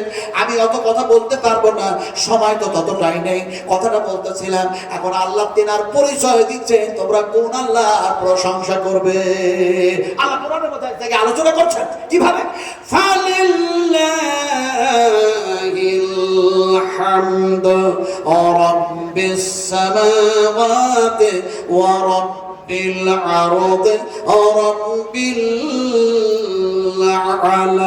العالمين। আপনাদের সামনে আমি কোরআন থেকে ওয়াজ করছি, আপনাদের অসুবিধা হচ্ছে? আমি এই কথাটা বারবার জিজ্ঞেস করছি, তার কারণ হচ্ছে যখন মেদিনীপুরে বক্তব্য রাখছিলেন গত 94 সালে, সেই সময় দেখি একজন যুবক যেন দাঁড়ায় গেছে, আমাকে বলছে, হুজুর আপনি আমাদের পশ্চিম মেদিনীপুরে আসলেন, পূর্ব মেদিনীপুরে আসলেন, ঘাটালে আসলেন, ঈশ্বরচন্দ্র বিদ্যাসাগরের বাড়ির পাশে আজকে জালসা হচ্ছে, এখানেও আসলেন, আর যেখানে আপনার নাম শুনে গেলাম শুধু কোরআন আর কোরআন, কোরআন ছাড়া কেমন আর অর্থ কিছু জানেন না। আমি বলি যে বিশাল বড় যেন নির্বোধ যুবক, বলছে কোরআন ছাড়া বল জানেন না। আমি তাকে একটু ধমক দিয়ে বললাম, আমি কি মৌলানা এক খায়ের কথা বলবো, আমি কি মৌলানা ফজলে হক খায়রাবাদীর কথা বলবো, আমি কি মাহমুদুল হাসান মাদানির কথা বলবো, আমি কি এমনি করে সাদ মাদানির কথা বলবো, আমি কি করে এমনি আবুল কালাম আজাদের কথা বলবো, আমি কি এমনি করে তারিক জিয়াদের ইতিহাস আলোচনা করবো, আমি কি হযরত ইমাম আহমদ বিন হাম্বল রাহমাতুল্লাহ আলাইহি জেল খেটেছেন তার কথা বলবো, আল্লামা ইমাম তাইমি হাফিজাহুল্লাহ 11 বার জেল খেটেছেন তার কথা বলবো, আমি এমনি করে ইমাম জাহির রাহমাতুল্লাহ আলাইহি যেন এমনি করে জেল খেটে শহীদ হয়ে গেছেন সেই আলোচনা করবো। আমি যার নাম বললাম ওর কিছুই চিনে না, কিছু বুঝেও না। এখন দেখা যায় আল্লাহ পাক সে কথাও কোরআনে বলেছে, ওটাও বুঝে না। ইন্নাল আরদা লিল্লাহি ইউরিসুহা মান ইয়াশাউ মিন ইবাদি ওয়াল আকিবাতু লিল মুত্তাকিন। ইমাম জাহির রাহমাতুল্লাহ আলাইহি এই আয়াতের উপর বক্তৃতা করতে গিয়ে শুধু জেলখানার না শহীদ হয়ে গেছেন। জোরে বলুন আল্লাহু আকবার। যুবকটাকে একটু ধমক দিয়ে বললেন, তুমি কি বললে আমাকে? সে বললো, আপনি কি কোরআন ছাড়া কোনো ওয়াজ জানেন না? আমি বললাম, তুমি বিয়ে করেছো? ও যখন আমাকে এই কথা বলেছো তো একটা কথা তো বলতে হবে। ও বললো, আবার বিয়ের সাথে আবার এই কথার প্রশ্ন সম্পর্ক কি? আমি বললাম, আছে। তুমি কি নাবালক না তুমি সাবালক? রাসূলুল্লাহ বলেছেন সাবালক আর সাবালিকা হয়ে গেলে বিয়ে করো, বিয়ে দিয়ে দাও। তো তুমি যে নাবালক হয়ে আছো তা তো আমার মনে হচ্ছে না, তুমি তো সাবালক হয়ে গেছো, বিয়ে করেছো। ও বললো, আমি সব কথা শুনতে চাই না, আপনি আমার প্রশ্নের জবাব দেন, আপনি কি কোরআন ছাড়া অন্য কোনো ওয়াজ জানেন না? আমি তাকে ধমক দিয়ে বললাম, তুমি 1 নম্বরের যেন বেহায়া আছো। বেহায়া বুঝেন তো আপনারা? বেহায়া কি জিনিস? হায়া, লজ্জা, এটা হচ্ছে ঈমানের একটা সুজ, ঈমানের একটা রুকন। যার মধ্যে হায়া নাই, লজ্জা নাই, সেই ঈমানটুকু নাই। আমি যুবককে ধমক দিয়ে বললাম, তোমার মধ্যে হায়া নাই, তুমি কোরআন শুনতে পছন্দ করো না। যুবকটা বলছে, আপনি আমাকে এত ধমক দিয়ে গাল দিলেন কেন, বেহায়া কেন বললেন? আমি বললাম, রে বাবা, এটা গাল নয়, এটা নবীর ভাষা। যেটা বলছে সুবহানাল্লাহ, আল হায়া আল হায়া। রাসূলুল্লাহ সাল্লাল্লাহু আলাইহি ওয়াসাল্লাম বলেছেন, হায়া সম্পর্কে আলোচনা করেছেন। আমি গালি দিই না, এটা নবীর ভাষা বলেছি। বললো ছেলেটা বলছে আমি বুঝতেই চাই না। আমি ওকে খুচরো করে বুঝালাম। আমি তাকে বললাম, শোনো, এক যুবক বিয়ে করেছে, বিয়ে টিয়ে করে যেন শ্বশুর বাড়ি বেড়াতে গেছে, বেড়াতে গিয়ে দেখছে শ্বশুর বিড়ি পান করছে। বিড়ি, আপনারা তো বিড়ি টিড়ি কেউ খান না, হ্যাঁ? এই এলাকার মানুষ বিড়ি টিড়ি খায় নাকি, পান করে? আমি সব বেহায়ার কথা কিন্তু খুলে খুলে বলবো না, একটু বেহায়া খাবে মিলায় না, কথা বুঝেন কিনি। এখন দেখা যায় সে যেন বিড়ি পান করছে। নতুন জামাই তো শ্বশুরকে বিড়ি পান করা দেখে লজ্জায় লজ্জিত হয়ে হ্যাট মাথা করে অন্য একটা রুমে যেন চলে গেছে। যখন রুমে চলে গেছে তখন ওর স্ত্রীকে ওর হাতটাকে চপ করে ধরেছে, বলে তুমি এত বড় বেহায়া কখন থেকে হলো? তুমি নতুন জামাই আমার বিয়ে করেছো, আজকে সর্বপ্রথম আমাদের বাড়ি বেড়াতে আসে না, আমার আব্বা ওইখানে বসে আছে, তাকে সালাম দিলে না? সালামের কথা এসছে না? সালাম দিতে হবে না? স্ত্রীকে আমরা সালাম দেব না? মাকে সালাম দেব না? বোনকে সালাম দেব না? বিশ্বাস করুন, আল্লাহ সুবহানাহু ওয়া তাআলা যেন বলেন, আল্লাহ রাব্বুল আলামিন বলেন, উদখুলুহা বিসালামিন আমিন। আল্লাহ পাক তিনি বলেন, প্রবেশ করো এই বেহেশতের মধ্যে, আরামদায়ক জায়গা, শান্তির জায়গা। এখন দেখা যায় আল্লাহ সুবহানাহু ওয়া তাআলা শুধু প্রবেশের কথা বললেন না, আরামদায়কের কথা বলছেন না, তিনি বলেন আমিন। যেন দেখা যায় নিরাপত্তা আর নিরাপত্তা। ইয়া আইয়ুহাল নাসু আবুসুস সালাম। মাকে সালাম দাও, আব্বাকে সালাম দাও, স্ত্রীকে সালাম দাও, বোনকে সালাম দাও, মুসলিমকে সালাম দাও। রাসূলুল্লাহ বলছেন, যত সালাম দাও দেই করবে ওর মধ্যে ভ্রাতৃত্ব ভাব তৈরি হবে, প্রেম তৈরি হবে, ভালোবাসা তৈরি হবে, সম্পর্ক গাঢ় হবে। কিন্তু আজকে দেখা যায় সালাম নাই, শুধু হিংসা আর আক্রোশ, হিংসা আর আক্রোশে আমরা পড়েছি। কথা ঠিক না বেটি বলো? হিংসা, আমাদের হিংসা গিলানি শিরা থেকে দূর করতে হবে। কোরআনের আলোতে, বিশ্বনবীর হাদিসের আলোতে আমাদেরকে জীবন বাস্তবায়ন করতে হবে, বলুন ইনশাআল্লাহ। কথা বলতেছিলাম, এখন দেখা যায় হাতটা ধরে বললো তুমি সালাম দিলে না। তো জামাইটা বলছে, হায় রে পুরা কপাল, আমি নতুন জামাই, লজ্জায় মরি, শ্বশুর বিড়ি পান করছে বলে আমি অন্য ঘরে চলে আসলাম লুকায়া। আর তোর বাপ দেখছে যে নতুন জামাই আসছে, আমি বিড়ি পান করবো না, তো বিড়িটা খাবো না, বিড়িটা ফেলে দিল। তো তোর বাপের লজ্জা হলো না, আর আমাকে লজ্জা করতে হবে? হ্যাঁ, আমাকে সালাম দিতে হবে, আমি বেহায়া হয়ে গেলাম। এখন দেখা যায় রাতটা থাকলো, সকালবেলা বলছে অর্ধাঙ্গিনী আর থাকলাম না, পরের দিন তোমাদের বাড়িতে আসবো। পরের দিন বাড়িতে আসছে, আর আল্লাহ বলছে, আল্লাহ তুমি আজকে নিয়ে যাচ্ছ শ্বশুর বাড়ি বেড়াতে, আমাকে বেহায়ার মতো কাজ করায় না। এখন সেই দিন যখন দ্বিতীয়বার যাচ্ছে, শ্বশুর দেখা যায় একটা যেন দুয়ারে বসে, যে দুয়ার দিয়ে জামাই যাবে ওই দুয়ারে বসে পেশাব করছে। শ্বশুর যেন পেশাব করছে। এখন জামাই বলছে, আমি তো আর বেহায়ার মতো কাজ করবোই না, সালামের উত্তর না পাওয়া পর্যন্ত সালাম দেওয়াও শেষ করবো না। এখন শ্বশুরের পিছনে দাঁড়িয়ে বলছে, শ্বশুর আব্বাজি আসসালামু আলাইকুম ওয়া রাহমাতুল্লাহ। শ্বশুর বলছে, কোন বেয়াদব জামাই, আমি এখন পেশাব করবো না সালামের জবাব দিব? সালামের উত্তর পাই না, সালাম দেওয়া ছাড়ে না। শ্বশুর আব্বাজি আসসালামু আলাইকুম ওয়া রাহমাতুল্লাহ, শ্বশুর আব্বাজি আসসালামু আলাইকুম ওয়া রাহমাতুল্লাহ। এখন দেখা যায় শ্বশুর ঠেলাই পড়েছে, জামাইও ঠেলাই পড়েছে, দুজনে ঠেলাই পড়েছে। পেশাব করা শেষ হলো, এমন সময় যেন শ্বশুর বলছে, জামাইজি তুমি এত বড় বেহায়া, তুমি যত বড় বেহায়া তোমার বাপ মনে হয় এর থেকে বেশি বড় বেহায়া।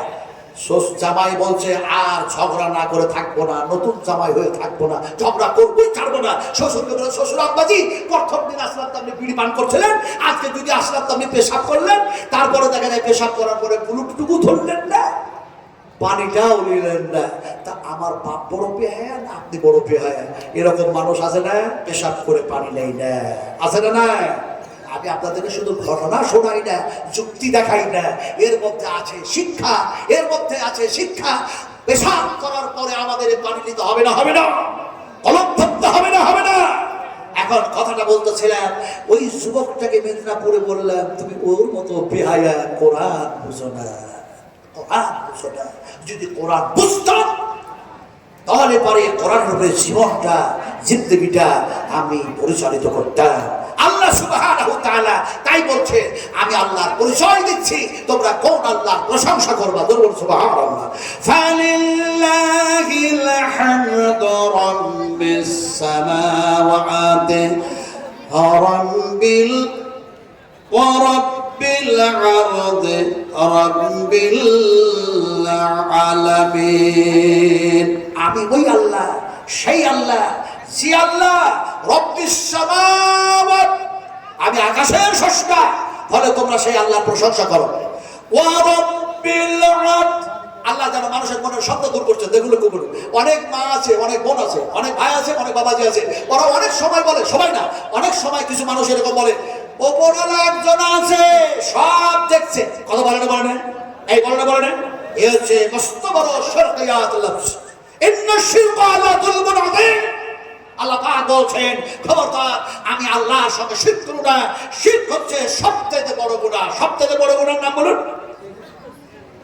হায় হায়, আপনাদের এই এলাকা থেকে যায় কিনা জানি না, তবে লালগোলা, ভগবানগোলা, জিয়াগঞ্জ, আখেরিগঞ্জ যত আছে, কিছু মানুষ আছে এরা যেন যায় পাথর চাপড়ি, জরুর নওজুবিল্লাহ, কবরের কাছে যায়।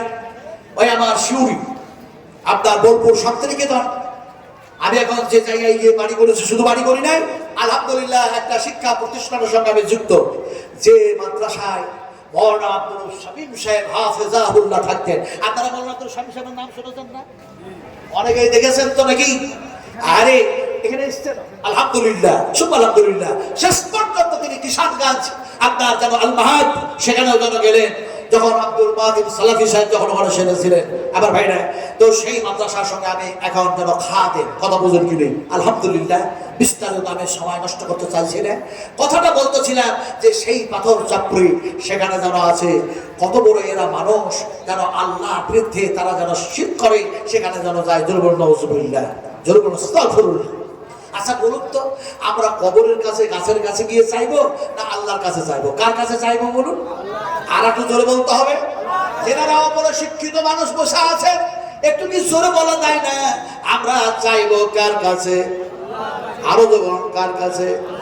উদউনি আস্তাগফির লাকুম। আল্লাহ সুবহানাহু ওয়া তাআলা বলেন তোমরা আমার কাছে যাও, অবশ্যই আমি তোমাদের অভাব মোচন করে দেব।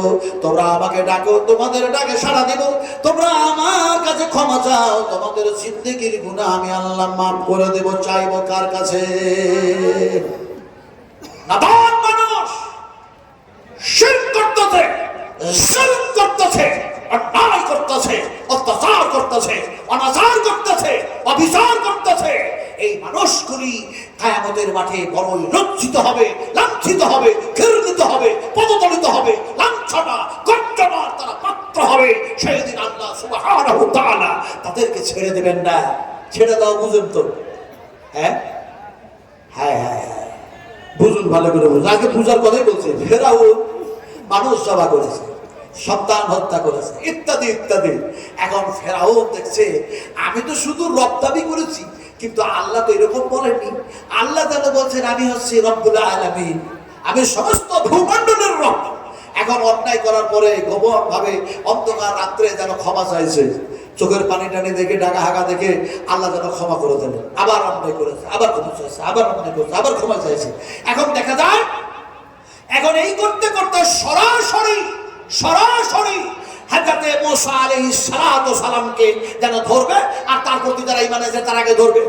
এখন ধরার জন্য যখন লাইলস্কর নিয়ে তার পিছু করলো, সামনে আসলো যেন নীলনদ। আমি লম্বা কথা বলবো না। এখন সেই নীলনদ যেন দেখা যায় মশার কম পেরিয়ে চলে গেল। ফেরাউন এখন পেড়েতে গেছে। পেড়েতে যাওয়ার পর সেই সময় যখন হাবুডুবু খাচ্ছে, তখন বলছে আল্লাহ তুমি এবার ক্ষমা করে দাও, এবার ক্ষমা করে দাও, এবার ক্ষমা করে দাও, এবার ক্ষমা করে দাও, এবার মাফ করে দাও। আল্লাহ বলছে আর মাফ হবে না, আর ক্ষমা হবে না। এখন وقد عصيت قبل وكنت من المفسدين। কত অত্যাচার, কত অনাচার, কত অবিচার তুমি করেছো, এ সময় আর ছেড়ে দিব না। ফাকাদাতুহুম ফাকাইফা কানা ইকাব ওয়া কাযালিকা হাক্কাত কালিমাতু রাব্বিকা আলাল্লাযীনা কাফারু আন্নাহুম আসহাবুন নার। আমি সব পারলাম না, আসলে আজকাল বক্তৃতা করছে। বিশ্বাস করুন, আজকে আল্লাহর জমিনে থেকে যারা আল্লাহর বিরুদ্ধে যেন কথা বলতেছে, কোরআনের বিরুদ্ধে কথা বলতেছে এবং শিরক এবং জুলম করতেছে, বিশ্বাস করুন আল্লাহ যখন তারাকে পাকড়াও করবে, আল্লাহ ছাড়া বাঁচাবার আর কেউ যেন হবে না। কথা বলতেছিলাম, তোমরা কেন বলো ওপরওয়ালা একজন আছে, তাহলে কথা বুঝায় নিচুওয়ালা তাহলে অন্য কেউ আছে নাকি? আল্লাহ মনের কথা স্বপ্ন দূর করার জন্য আবার বলছেন ওয়া রাব্বিল আরদ, আমি যেন জমিনের স্রষ্টা। দুর্বল সুবহানাল্লাহ। এরপরেও তো মানুষের মনের মধ্যে শব্দ থাকতে পারে, বলে আফ্রিকার জঙ্গল সৃষ্টি করলো কে, আটলান্টিক মহাসাগর সৃষ্টি করলো কে, পাহাড় পর্বত সৃষ্টি করলো কে? তাহলে এরপরেও যেন মনের মধ্যে শব্দ যাতে না থাকে, এর জন্য আল্লাহ রাব্বুল আলামিন যেন বলে দিলেন রাব্বিল আলামিন, সমস্ত সবকিছুরই আমি হচ্ছি রব, ফলে তোমরা আমার প্রশংসা করো। আল্লাহর প্রশংসা করে আল্লাহর নৈকট্য আমরা লাভ করতে চাই, বলুন ইনশাআল্লাহ। এটা জোরে বলুন ইনশাআল্লাহ। আলোচনা করতেছিলাম আল্লাহ সুবহানাহু ওয়া তাআলা এক জায়গায় এরকম কথা বলছেন। কি বলছেন? আল্লাহ রাব্বুল আলামিন বলেন ওয়াজকুরু ইয আনতুম কালিলুম مستضعفون في الأرض تخافون أن يتخطفكم الناس فآواكم وأيدكم بنصره ورزقكم من الطيبات لعلكم تشكرون। কথা আমাদেরকে শোনাচ্ছেন, কত সুন্দর আল্লাহ পাকের কথাগুলি। আমার আল্লাহর কথা এত ভালো, এত ভালো, এত ভালো, যদি আমরা শোনার পর যদি জীবনে বাস্তবায়ন করতে পারি, ইহকালটাও মঙ্গল হবে, পরকালটাও কল্যাণ হয়ে যাবে, বলুন ইনশাআল্লাহ। এখন দেখুন আল্লাহ পাক কি যেন বলছেন আমাদেরকে, স্মরণ করো, স্মরণ করো তোমাদের পূর্বেকার কথা।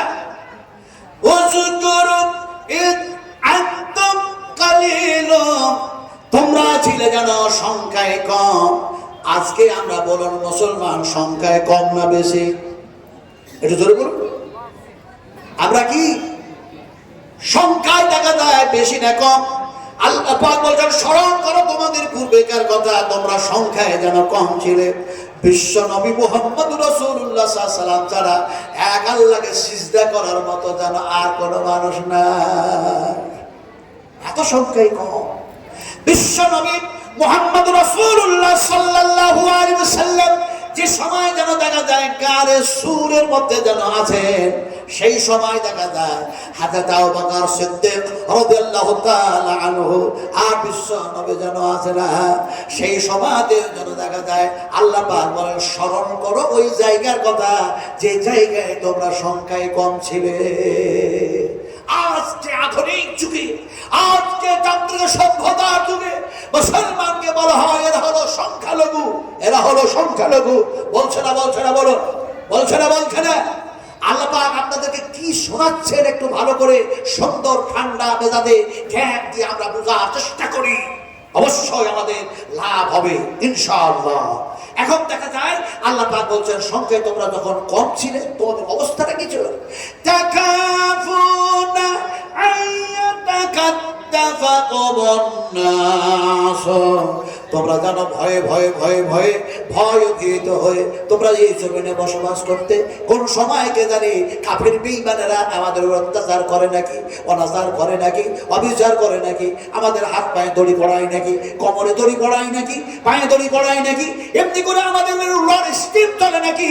তোমরা এত ভয়ে ভয়ে থাকতে শুধু দেখা যায় এরকম তখন তোমাদের অবস্থা হয়ে গেল। আমি আল্লাহ সুবহানাহু ওয়া তাআলা সেই সময় যেন কি করলাম, এমনি করে যেন আমি তোমাদের সাহায্য করলাম, মদত করলাম, শক্তি দিলাম, ক্ষমতা দিলাম। তোমরা ছিলে অর্থহীন, তোমাদেরকে অর্থ যেন দিয়ে দিলাম, সব কিছু দিয়ে দিলাম। তারপর এরপরও যেন তোমাদেরকে এমনি করে সংখ্যায় কম থেকে বৃদ্ধি যেন করে দিলাম, শক্তি দিলাম, ক্ষমতা দিলাম।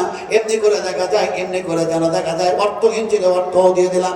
শুধু তাই না, যেটা তোমাদের জন্য খারাপ, এমনি করে অবৈধ রিজিক ছিল, সেই অবৈধ রিজিকটাকে আমি হালাল করে দিলাম।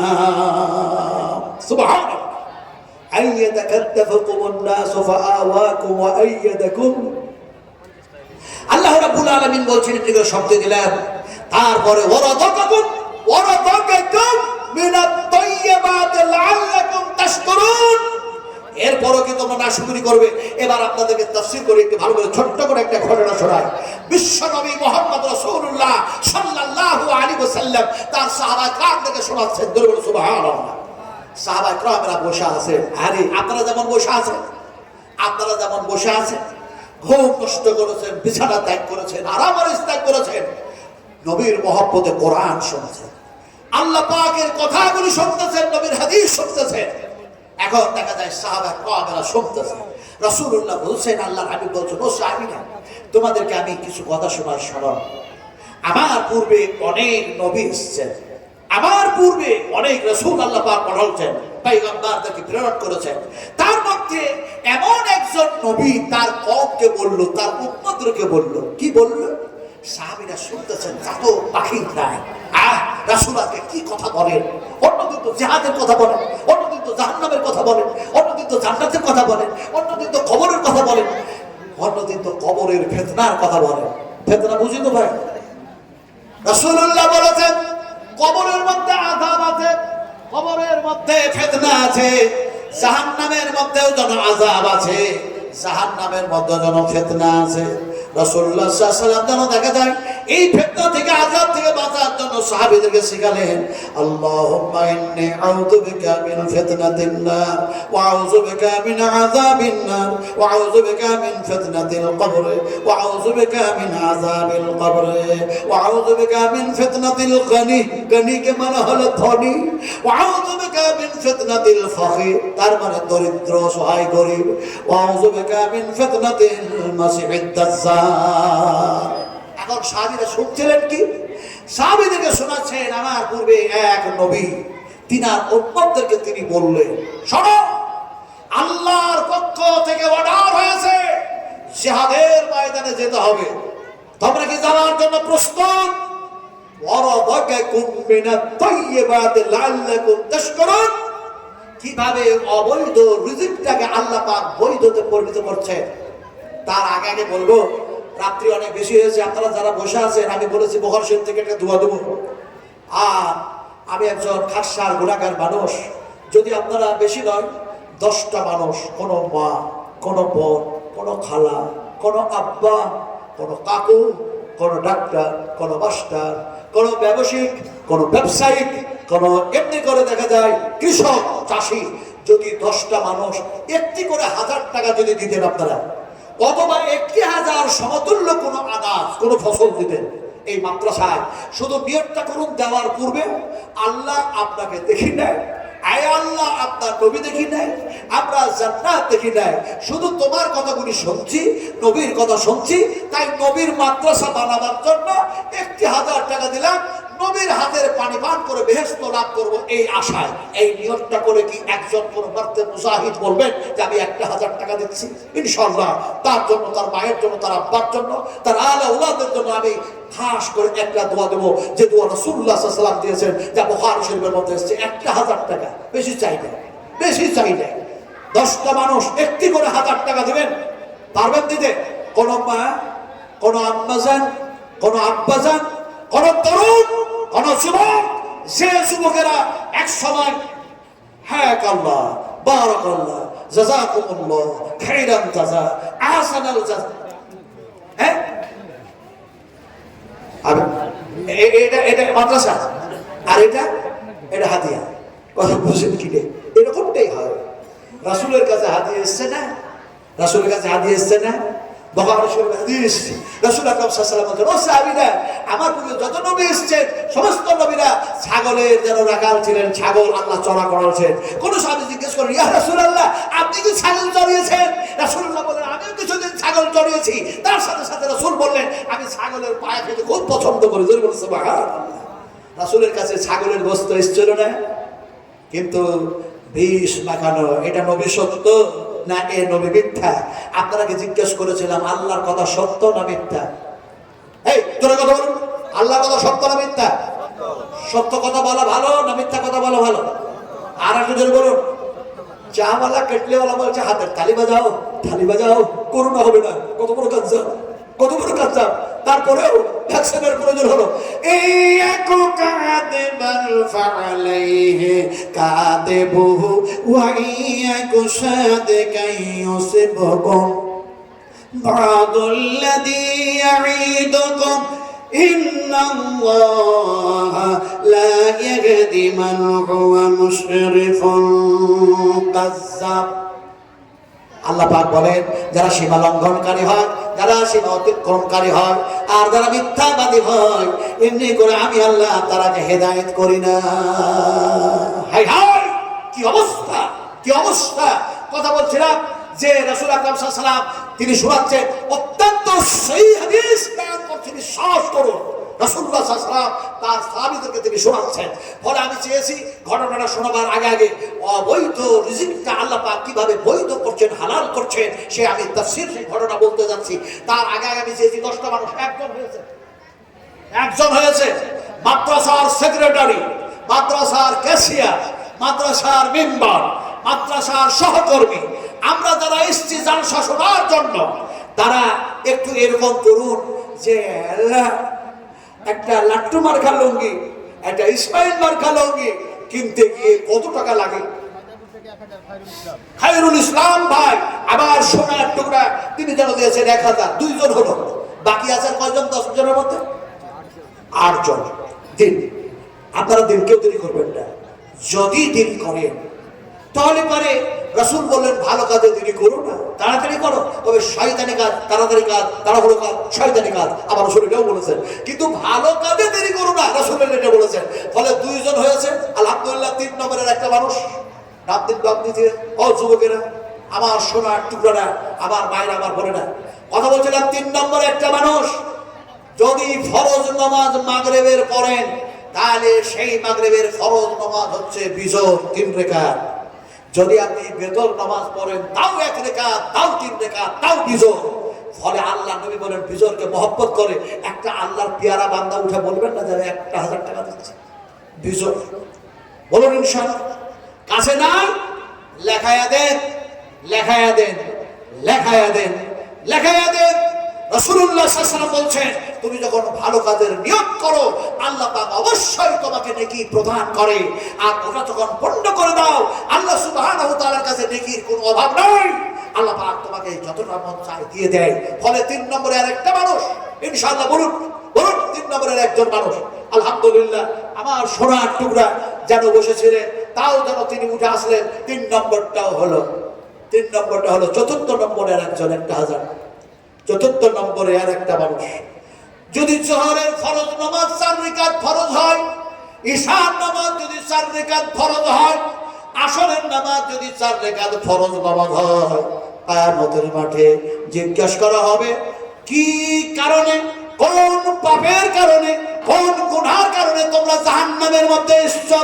يسألونك عن المجرمين ما سلككم في سقر قالوا لم نك من المصلين ولم نك نطعم المسكين وقلنا نخوض مع الخائضين। আমার হাতে সময় নাই যে আপনাদেরকে বিস্তারিত আমি আলোচনা করব, শুধু বলছিলাম যে এমনি করে যদি নামাজ না পড়ার কারণে জাহান্নামে যাওয়া লাগে, তাহলে ফরজ নামাজ হচ্ছে এমনি করে আসর, ঈশা, এমনি করে দেখা যায় যেন যোহর, এই নামাজগুলি হচ্ছে ফরজ নামাজ 4 রাকাত যেন পড়া লাগে। একজন কোনো আল্লাহর বান্দা নাই যে তলবারা পড়াশোনা করবে, নামাজ শিখবে, সালাত শিখবে, কোরআনের হাফেজ হবে, কোরআনের হাফেজা হবে, আলেম হবে, আলেমা হবে, মুহাদ্দিসিন হবে, মুহাক্কিকিন হবে। সেই মাদ্রাসায় এমনি করে আর একটা মানুষ কি 4 নম্বরে 1000 টাকা দিতে পারবেন না ভাই? আর একজন কি হবে না ইনশাআল্লাহ? একটু বলি বলি বলি বলি বলুন, আর একটা মানুষ বলুন, চতুর্থ নম্বরে যে কে দেবেন একটু হাত উঁচু করে দেখেন, কাছে থাকলে দিন, কাছে না দেন না।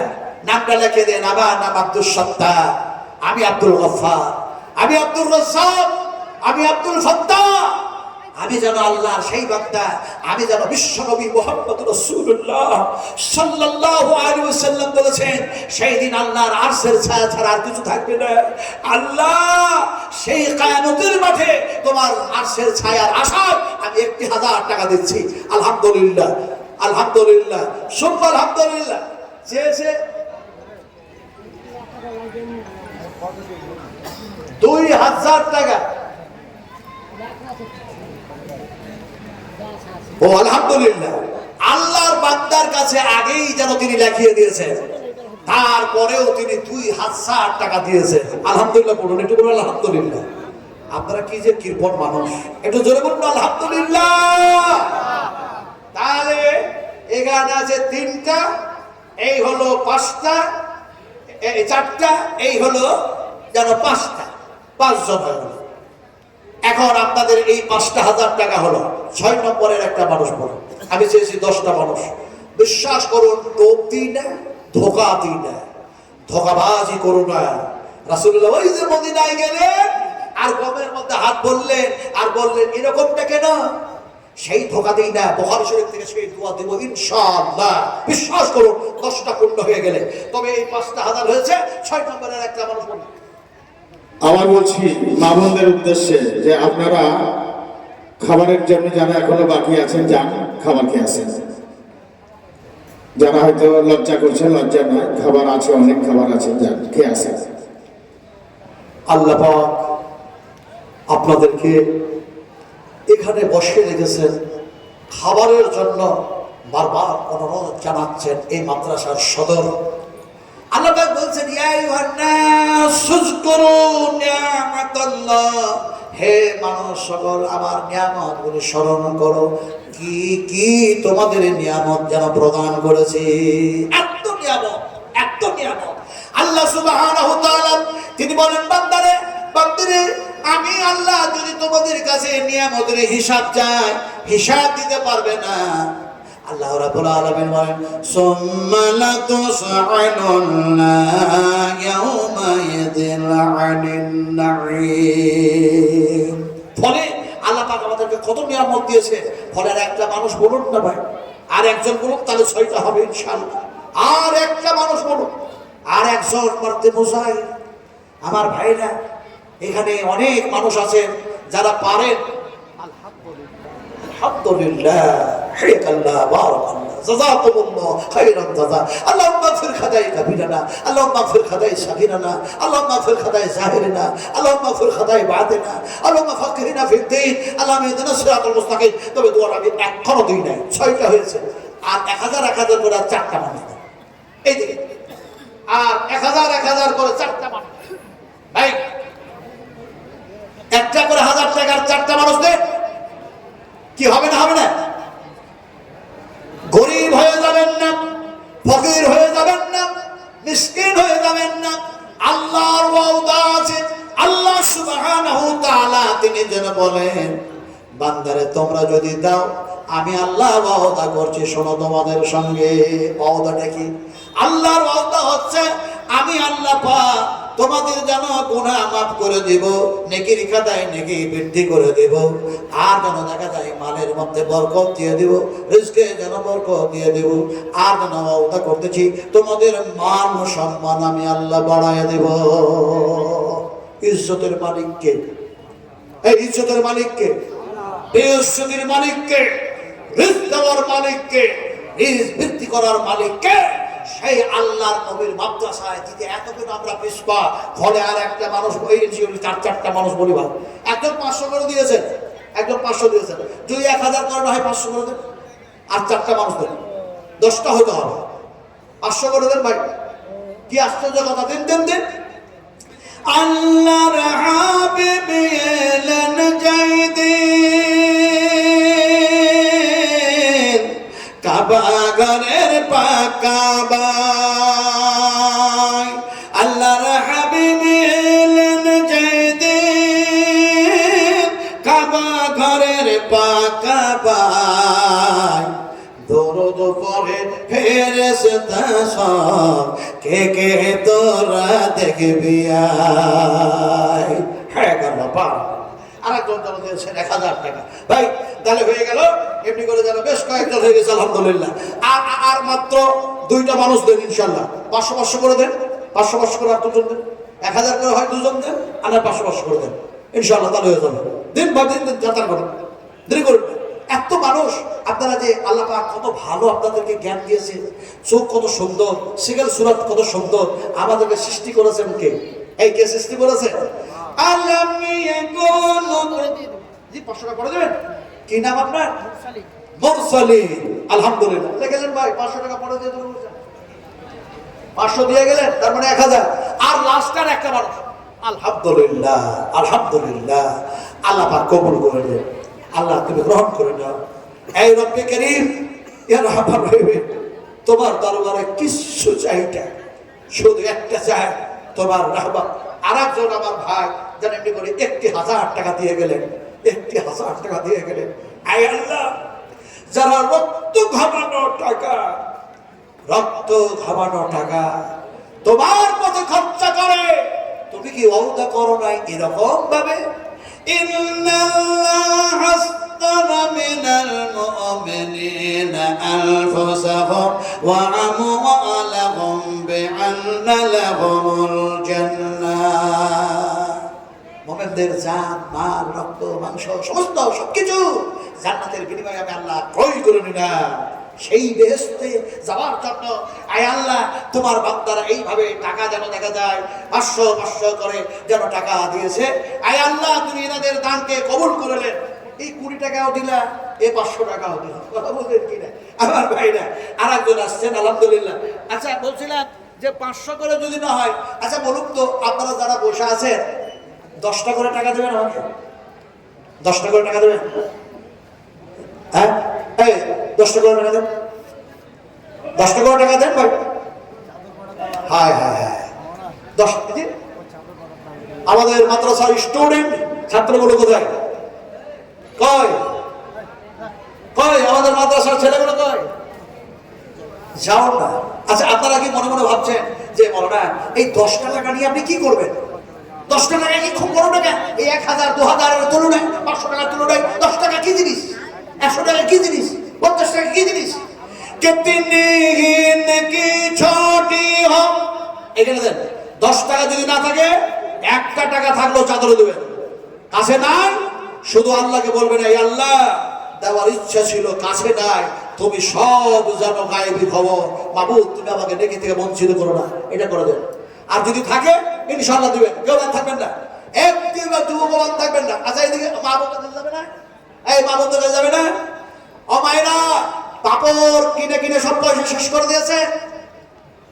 ওই যেন চুরির দোকানে গেলে, আরো যেন কোথা কোথা গেলে, সেইখানে পয়সা কি সব শেষ? হায় হায়, মমতা বলেছে বিয়ে হয়েছে, ছাড় হয়ে গেছে, দেখা যায় তার জন্য পেনশন চালু করবে। হ্যাঁ, হযরত ওমর পেনশন চালু করলেন। হযরত ওমর রাসূলুল্লাহর সাহাবী, হযরত ওমর পেনশন চালু করলেন। বলে যারা হিজরত করেছো তাদের জন্য 4000 দিরহাম করে টাকা আমি ঘোষণা করলাম। এখন 4000 দিতে দিতে আপনার এমনি করে যেন দেখা যায় 4000 দিতে দিতে দেখা যায় একজন সাহাবীকে তিনি যেন 3500 দিচ্ছেন, অন্য তোমার তুলনায় 500 টাকা কম দিচ্ছেন। কমপ্লেন হয়ে গেল। হযরত ওমরের কাছে দরখাস্ত হলো, ওমর এমনি করে সকলকে 4000 করে দিন, কিন্তু এমনি করে একজনকে কেন 3500? কেন এমনি করে দেখা যায় অন্য জনের তুলনায় 500 টাকা কম? হযরত ওমর বললেন, শোনো, সবাই তোমরা হিজরত করেছো, নিজের স্ব-ইচ্ছায় হিজরত করেছো, কিন্তু যারা আমি 500 টাকা কম দিই সে নিজের স্ব-ইচ্ছায় হিজরত করে নাই, আমি ওমর যেন তার হিজরত করিয়েছি। আর যাকে হিজরত আমি ওমর করলাম ওটা হলো আমার বেটা আব্দুল্লাহ। হায় হায় হায় হায়, পেনশন চালু হলো, রেশন চালু হলো। হযরত ওমর রাদিয়াল্লাহু তাআলা সেই কথা বলবো। আমার মায়ের আমার বলে না, বলছিলাম আরেকজন 100 টাকা দিয়েছে, ওই চাদর চলছে না ভাই, এই মাদের কাছে শুধু চাদর দেন। এই ছোট ছোট বাচ্চারা ওই মা বোনদের কাছে শুধু চলে যান, দিন দিন দিন দিন, তাহলে দিন করে দেন। পানিটা আবার আসলো নাকি ভাই? দেখুন আচ্ছা, এই আল্লাহ পাক বৃষ্টি দিতে পারেন, বৃষ্টি বন্ধ তো করতে পারেন, পারে না? পারে না? বৃষ্টি দেওয়ার মালিককে, নাও দেওয়ার মালিককে, সব কিছুরই মালিক আল্লাহ সুবহানাহু ওয়া তাআলা। সেই আল্লাহরই আলোচনা চলছিল, কিন্তু মাজমুন আনকমপ্লিট, মাজমুন অসম্পূর্ণ, বিষয়বস্তু শেষ করতে পারলাম না। আল্লাহ কথাগুলি আলোচনা করতে করতে করতে করতে করতে করতে করতে যদি আমাদের যদি হায়াত শেষ হয়ে যায়, ইয়াউমাল কিয়ামা হয়ে যাবে, তারপরে আল্লাহর আলোচনা শেষ হবে না, শেষ হবে না, শেষ হবে না। তবে আমরা যারা শুনলাম, শুনবো কম, বলবো কম, উত্তম আমল করবো বেশি। রাসূলুল্লাহ বলুন, শোনো কম, উত্তম আমল করো বেশি, আমল করো বেশি। এই যে আপনারা 10 টাকা 100 টাকা করে দিচ্ছেন, আমি বলছিলাম যে এই দানটা ছোট ভাবলে হবে না। কিতনি কি ছোটি হো উসসে কোই হলকি না জান, রব কো বখশিশ কে লিয়ে কুছ বাগানা চাহিয়ে। আল্লাহর নৈকট্য লাভ করার জন্য কিছু না কিছু একটা জারিয়া, সালাত, হজ, যাকাত ইত্যাদি সব হচ্ছে আল্লাহ পাকের নৈকট্য লাভের উদ্দেশ্যে একটা বিশাল নাজাতের জারিয়া তৈরি করা। وَأَقِيمُوا الصَّلَاةَ وَلَا تَكُونُوا مِنَ الْمُشْرِكِينَ فَإِنْ تَابُوا وَأَقَامُوا الصَّلَاةَ وَآتَوُا الزَّكَاةَ فَإِخْوَانُكُمْ فِي الدِّينِ। আমরা যখন আল্লাহ সুবহানাহু ওয়া তাআলার দরবারে তওবা ডেকে পরিপূর্ণভাবে ইখলাসের সঙ্গে করি, আর নামাজ সালাতকে পরিপূর্ণভাবে খুশু আর খুজুর সঙ্গে যখন আদায় করি, যাকাতটাকে পরিপূর্ণভাবে যখন আদায় করে থাকি, তখন দেখা যায় আমরা কেউ কাউরি শত্রু থাকি না, আমরা সব এক অপরের তিনি ভাই হয়ে যায়। আচ্ছা, আলহামদুলিল্লাহ আসবে। কারণ আমি এমন একটা মানুষ, কারণ রাসূলুল্লাহ বলেছেন বড়দের সম্মান করো। আল্লাহ আল্লাহ আল্লাহ, যেনারা এরকম ভাবে বুখারীর দাস দেন, তেনাদের ইজ্জত করতে হয়, ইহতিরাম করতে হয়, কারণ তেনারাকে আল্লাহ পাক সেই যেন ইলমের পাণ্ডিত্য দান করেছেন। আরে আজকে মাওলানা আইনুল বাড়ির মতো মানুষ নেই, আজকে মাওলানা শফিউর রহমান আল মুবারকপুরীর মতো মানুষ নাই, আজকে মাওলানা উবাইদুল্লাহ আল মুবারকপুরীর মতো মানুষ নাই, আজকে নাসিরউদ্দিন আলবানীর মতো মানুষ নাই। রাসূলুল্লাহ বলেছেন এমন একটা যুগ জামানা আসবে যে আল্লাহ পাক জমিন থেকে ইলমকে উঠায়া নেবেন, তার মানে ভালো ভালো আমলিয়াতওয়ালা আলেমদেরকে উঠায় নেবেন। আজকে খুব অবাক লাগে, খুব অবাক লাগে। আমরা মাদ্রাসার আলেমদের সঙ্গে মহব্বত করব, ইমামের সঙ্গে মহব্বত করব, আমরা প্রত্যেকটি মুসলিমের সঙ্গে আমরা ঐক্যবদ্ধ হয়ে আল্লাহ পাকের আইন ও কানুনের উপরে আমরা চলার চেষ্টা করব ইনশাআল্লাহ। ভাই চাদর আপনারা দিচ্ছেন তো? যারা দাঁড়িয়ে আছেন তারাও দিবেন, মা বোনেরাও দিবেন, কেউ বাদ থাকবেন না। আচ্ছা, এই দিকে একটা চাদর পড়ালেন না? এই কচি, এই কচি কচি বলে ওই 24 পরগনার মানুষেরা কচি বলে, জানলেন? কচি বলে। আচ্ছা, মুরগির বাচ্চাকে আপনারা কি বলেন? মুরগির বাচ্চা বলেন তো? যদি আপনি 24 পরগনাতে গিয়ে যদি বলেন মুরগির বাচ্চা, মুরগির বাচ্চা, ওরা শুধু হাসবে। তো বলছিলাম যে মুরগির বাচ্চা যদি বলেন শুধু হাসবে, ওরা মুরগির বাচ্চা বুঝে নেবে। আমি একদিন বলছি একটা জায়গায়, আমি যেখানে 17 বছর কলকাতায় থেকেছি, তখন বলতো যে মৌলানা রাজমালা কলকাতা থেকে আসছে, কত বুঝেন কিনে। তো বলছিলাম যে সেই জায়গায় একটা বাড়িতে জিজ্ঞেস করলাম যে এই মুরগির বাচ্চাগুলি দেখতে কি সুন্দর, আল্লাহ পাক বানিয়েছে। ওরা হাসছে, মুরগির বাচ্চা কি বলে? আমি শেষ পর্যন্ত ওকে বুঝাই বললাম এই যে চিকচিক করছে কি যেন বলছে, এই ছোট্ট গুলিকে কি বলেন আপনারা? বলছে, ওরা আস্তে আস্তে বললো এগুলো হচ্ছে মুরগির প্লে প্লে প্লে প্লে পিলে বলে ওরা, কথা বুঝেন কিনা? কোই দেশ কা বলি, কোই দেশ কা গালি ভি হো সকতা হ্যায়, কিন্তু এগুলো গালি নয়, এক একটা এলাকার এটা হচ্ছে ভাষা। আল্লাহ পাক মানুষকে ভাষা শিখিয়েছেন, সুবহানাল্লাহ। আল্লাহ পাক মানুষকে ভাষা শিখিয়েছেন। আর রহমান আল্লামাল কোরআন, আল্লাহ পাক কোরআনের ভাষা শিখিয়েছেন। আমরা তো সেই মুসলিম, আমরা তো সেই মুসলমান, আমরা তো সেই মুসলিমা, সেই যেন সেই মুমিন, সেই মুমিনা। আমরা আল্লাহ আল্লাহ রাসূল ছাড়া আমরা মানতেই চাই না, চলতেই চাই না। এখন কথাটা বলতেছিলাম, রাসূলুল্লাহ বলেন শোনো কম, আমল করো বেশি, শোনো কম, উত্তম আমল করো বেশি। শেষ হাদিস বলে শেষ করবো ইনশাআল্লাহ, যেহেতু রাত্রে 2 বাজতে যাচ্ছে। রাসূল আকরাম সাল্লাল্লাহু আলাইহি ওয়াসাল্লাম তিনি একদিন দেখা যায় যেন এতে করে যেন নবীর কাছে একটি মানুষ আসলেন, আসার পরে বললেন, ইয়া রাসূলুল্লাহ, আপনি আমাকে খুব কালিল, খুব কম কথা, এমন কিছু কথা বলুন যে কথা বলে আল্লাহর নৈকট্য লাভ করা সম্ভব হবে। শেষ পর্যন্ত দেখা যায় আল্লাহ রাসূল বললেন, এই আল্লাহর বান্দা, এক আল্লাহর সঙ্গে শিরক করো না। এই আল্লাহর বান্দা, এক আল্লাহর সঙ্গে শিরক করো না। এই আল্লাহর বান্দা, ফরজ সালাত, ফরজ সিয়াম ছেড়ে দিও না, যাকাত দাও বন্ধ করো না। সেই মানুষটি বলেন, আল্লাহ আল্লাহ আল্লাহি, আমি এক আল্লাহর কসম করে বলি, ইয়া রাসূলুল্লাহ, আপনি যতটা বললেন তার কম বলবো না, তার বেশিও বলবো না। লোকটি চলে গেল। রাসূল আকরাম সাল্লাল্লাহু আলাইহি ওয়াসাল্লাম সাহাবাকে বললেন যে লোকটা কসম খেলেন, এভাবে বললো। আমি রাসূলুল্লাহ বলছি, লোকটা হলো জান্নাতি। চিন্তা করুন, আমরাও সেই জান্নাতে যাওয়ার আশায় আজকে এই মাদ্রাসা প্রতিষ্ঠান করেছি। আমাদের রক্ত খাওয়ানোর টাকা পয়সা, জমি জায়গা, যে যতটা পারার সাধ্য মোতাবেক আমরা দিয়েছি। আর দেখা যায় যেন আমরা কোরআন হাদিসগুলি শোনার জন্য অত্যন্ত দূর দরাজ থেকে, বিভিন্ন জায়গা থেকে ক্লান্ত শরীরে এসে আমরা সুন্দর একটা পরিবেশ তৈরি করেছি। আল্লাহ পাক আমাদের এই সুন্দর পরিবেশকে কবুল করে নেন, জরুর আল্লাহুম্মা আমিন। আপনারা টাকা অনেকজন আমার হাতে টাকা দিলেন, আমি বলেছেন, আল্লাহুম্মা আকসিল মা'লাহু ওয়া ওয়ালাদাহু ওয়া ওয়ালাদাহু ওয়া ওয়ালাদাহু ওয়া বারিক লাহু ওয়া বারিক লাহু ওয়া বারিক লাহু ফীমা আতাইতাহু। রাসূল আকরাম সাল্লাল্লাহু আলাইহি ওয়াসাল্লাম এই দোয়া দিয়েছিলেন, যা বুখারী শরীফের মধ্যে কোট করে দিয়েছেন ইমাম বুখারী রাহমাতুল্লাহ আলাইহি। ফী মানে মধ্যে, আতাইতাহু, রাসূলুল্লাহ সাল্লাল্লাহু আলাইহি ওয়াসাল্লাম বললেন, এর পূর্বে যাহা কিছু দিয়েছেন, আয় আল্লাহ, তাদের ওই রিজকে, তাদের ওই মানে তুমি বরকত দাও, বরকত দাও, বরকত। কিছু বলতে পারলাম না, যা বললাম যতটুকু বললাম, আমল যদি না করে কিয়ামতের মাঠে বাঁচা মুশকিল হয়ে যাবে। ফলে আল্লাহর কাছে দোয়া করি, রব্বে কারীম, তুমি বলার চাইতে শোনার চাইতে তুমি বেশি বেশি করে উত্তম আমল করার আমাদের সকলকে তৌফিক দান করো, জোরে আল্লাহু আমিন। আপনারা কি অন্য কওমের মানুষ নাকি ভাই? আমিন জোরে বলছেন না কেন? রাসূলুল্লাহ বলেননি নাকি?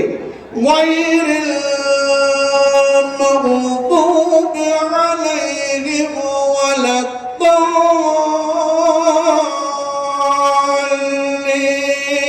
বলো আমিন। তার মানে ওয়ালাদ-দাল্লিন আমিন না, তোমার ইমাম যখন বলে আমিন তখনই আমিন বলো। ইমাম আমিন বলেই না, মুসলিম তার আগে আমিন। কথা বুঝেন কিনা? বেআবার আসলে নবীর হাদিসে আমল করবি না। তো বলছিলাম যে একটু আমরা ভালো করে জোরে বলি, আল্লাহুম্মা আমিন। আসসালামু আলাইকুম ওয়া রাহমাতুল্লাহ। জবাব দেবেন না সালামে? সালামের জবাব না দিলে গুনাহ হবে না? হবে না? শাইখুল হাদিস সামনাসামনি বলা ভুল হয়ে যাচ্ছে। রাসূলুল্লাহ বলছে, সামনাসামনি শোনার বলে ওর মাথায়, ওর মুখে মাটি ভরে দাও ইত্যাদি এসছে। আমি সেদিকে যাচ্ছি না। আমরা চিনি তো নাকি? চিনি না? সবাই না চিনলেও চিনি তো। আমার এই সোনার টুকরা, আল্লাহ পাক এনাদেরকে দীর্ঘজীবী করুক, মহান সওগাত। আরে আমার আব্বার ক্লাসমেট মওলানা খায়রুল আনাম, আমার আব্বার ক্লাসমেট। আমার আব্বা এখন আল্লাহ পাকের দয়ায় জীবিত আছে, যার বয়স হচ্ছে 95। আমার আব্বা আলেম দ্বীন। আমার আম্মা জান, তিনিও জীবিত আছেন। আমার আব্বা, আমার মা আমাকে বলে, নাজমানা তুমি কোথাও যাও, তোমার ওয়াজ আর নসিহতগুলো যখন শুনি, বললাম অন্য ওলামাদের শুনি, শুধু মনের মধ্যে একটাই হয়, আমার সন্তান আজকে কোথায় না প্রোগ্রাম করছে, কোথায় না করছে। আমার আব্বা আমাকে বলছেন, নাজমানা তুই শুধু ওয়াজ করিস না, যদি আমল না করিস তোকে আমি বাঁচাতে পারবো না, কেউ বাঁচাতে পারবে না। তো কথা বলছিলাম সালাম একটা, ফলে সালামের জবাব দিতে হবে। হবে না? হবে না ভাই? আবার বলছি, আসসালামু আলাইকুম ওয়া রাহমাতুল্লাহি ওয়া বারাকাতুহু। মাশাআল্লাহ, জাযাকাল্লাহু খাইরান জাযা ভাই।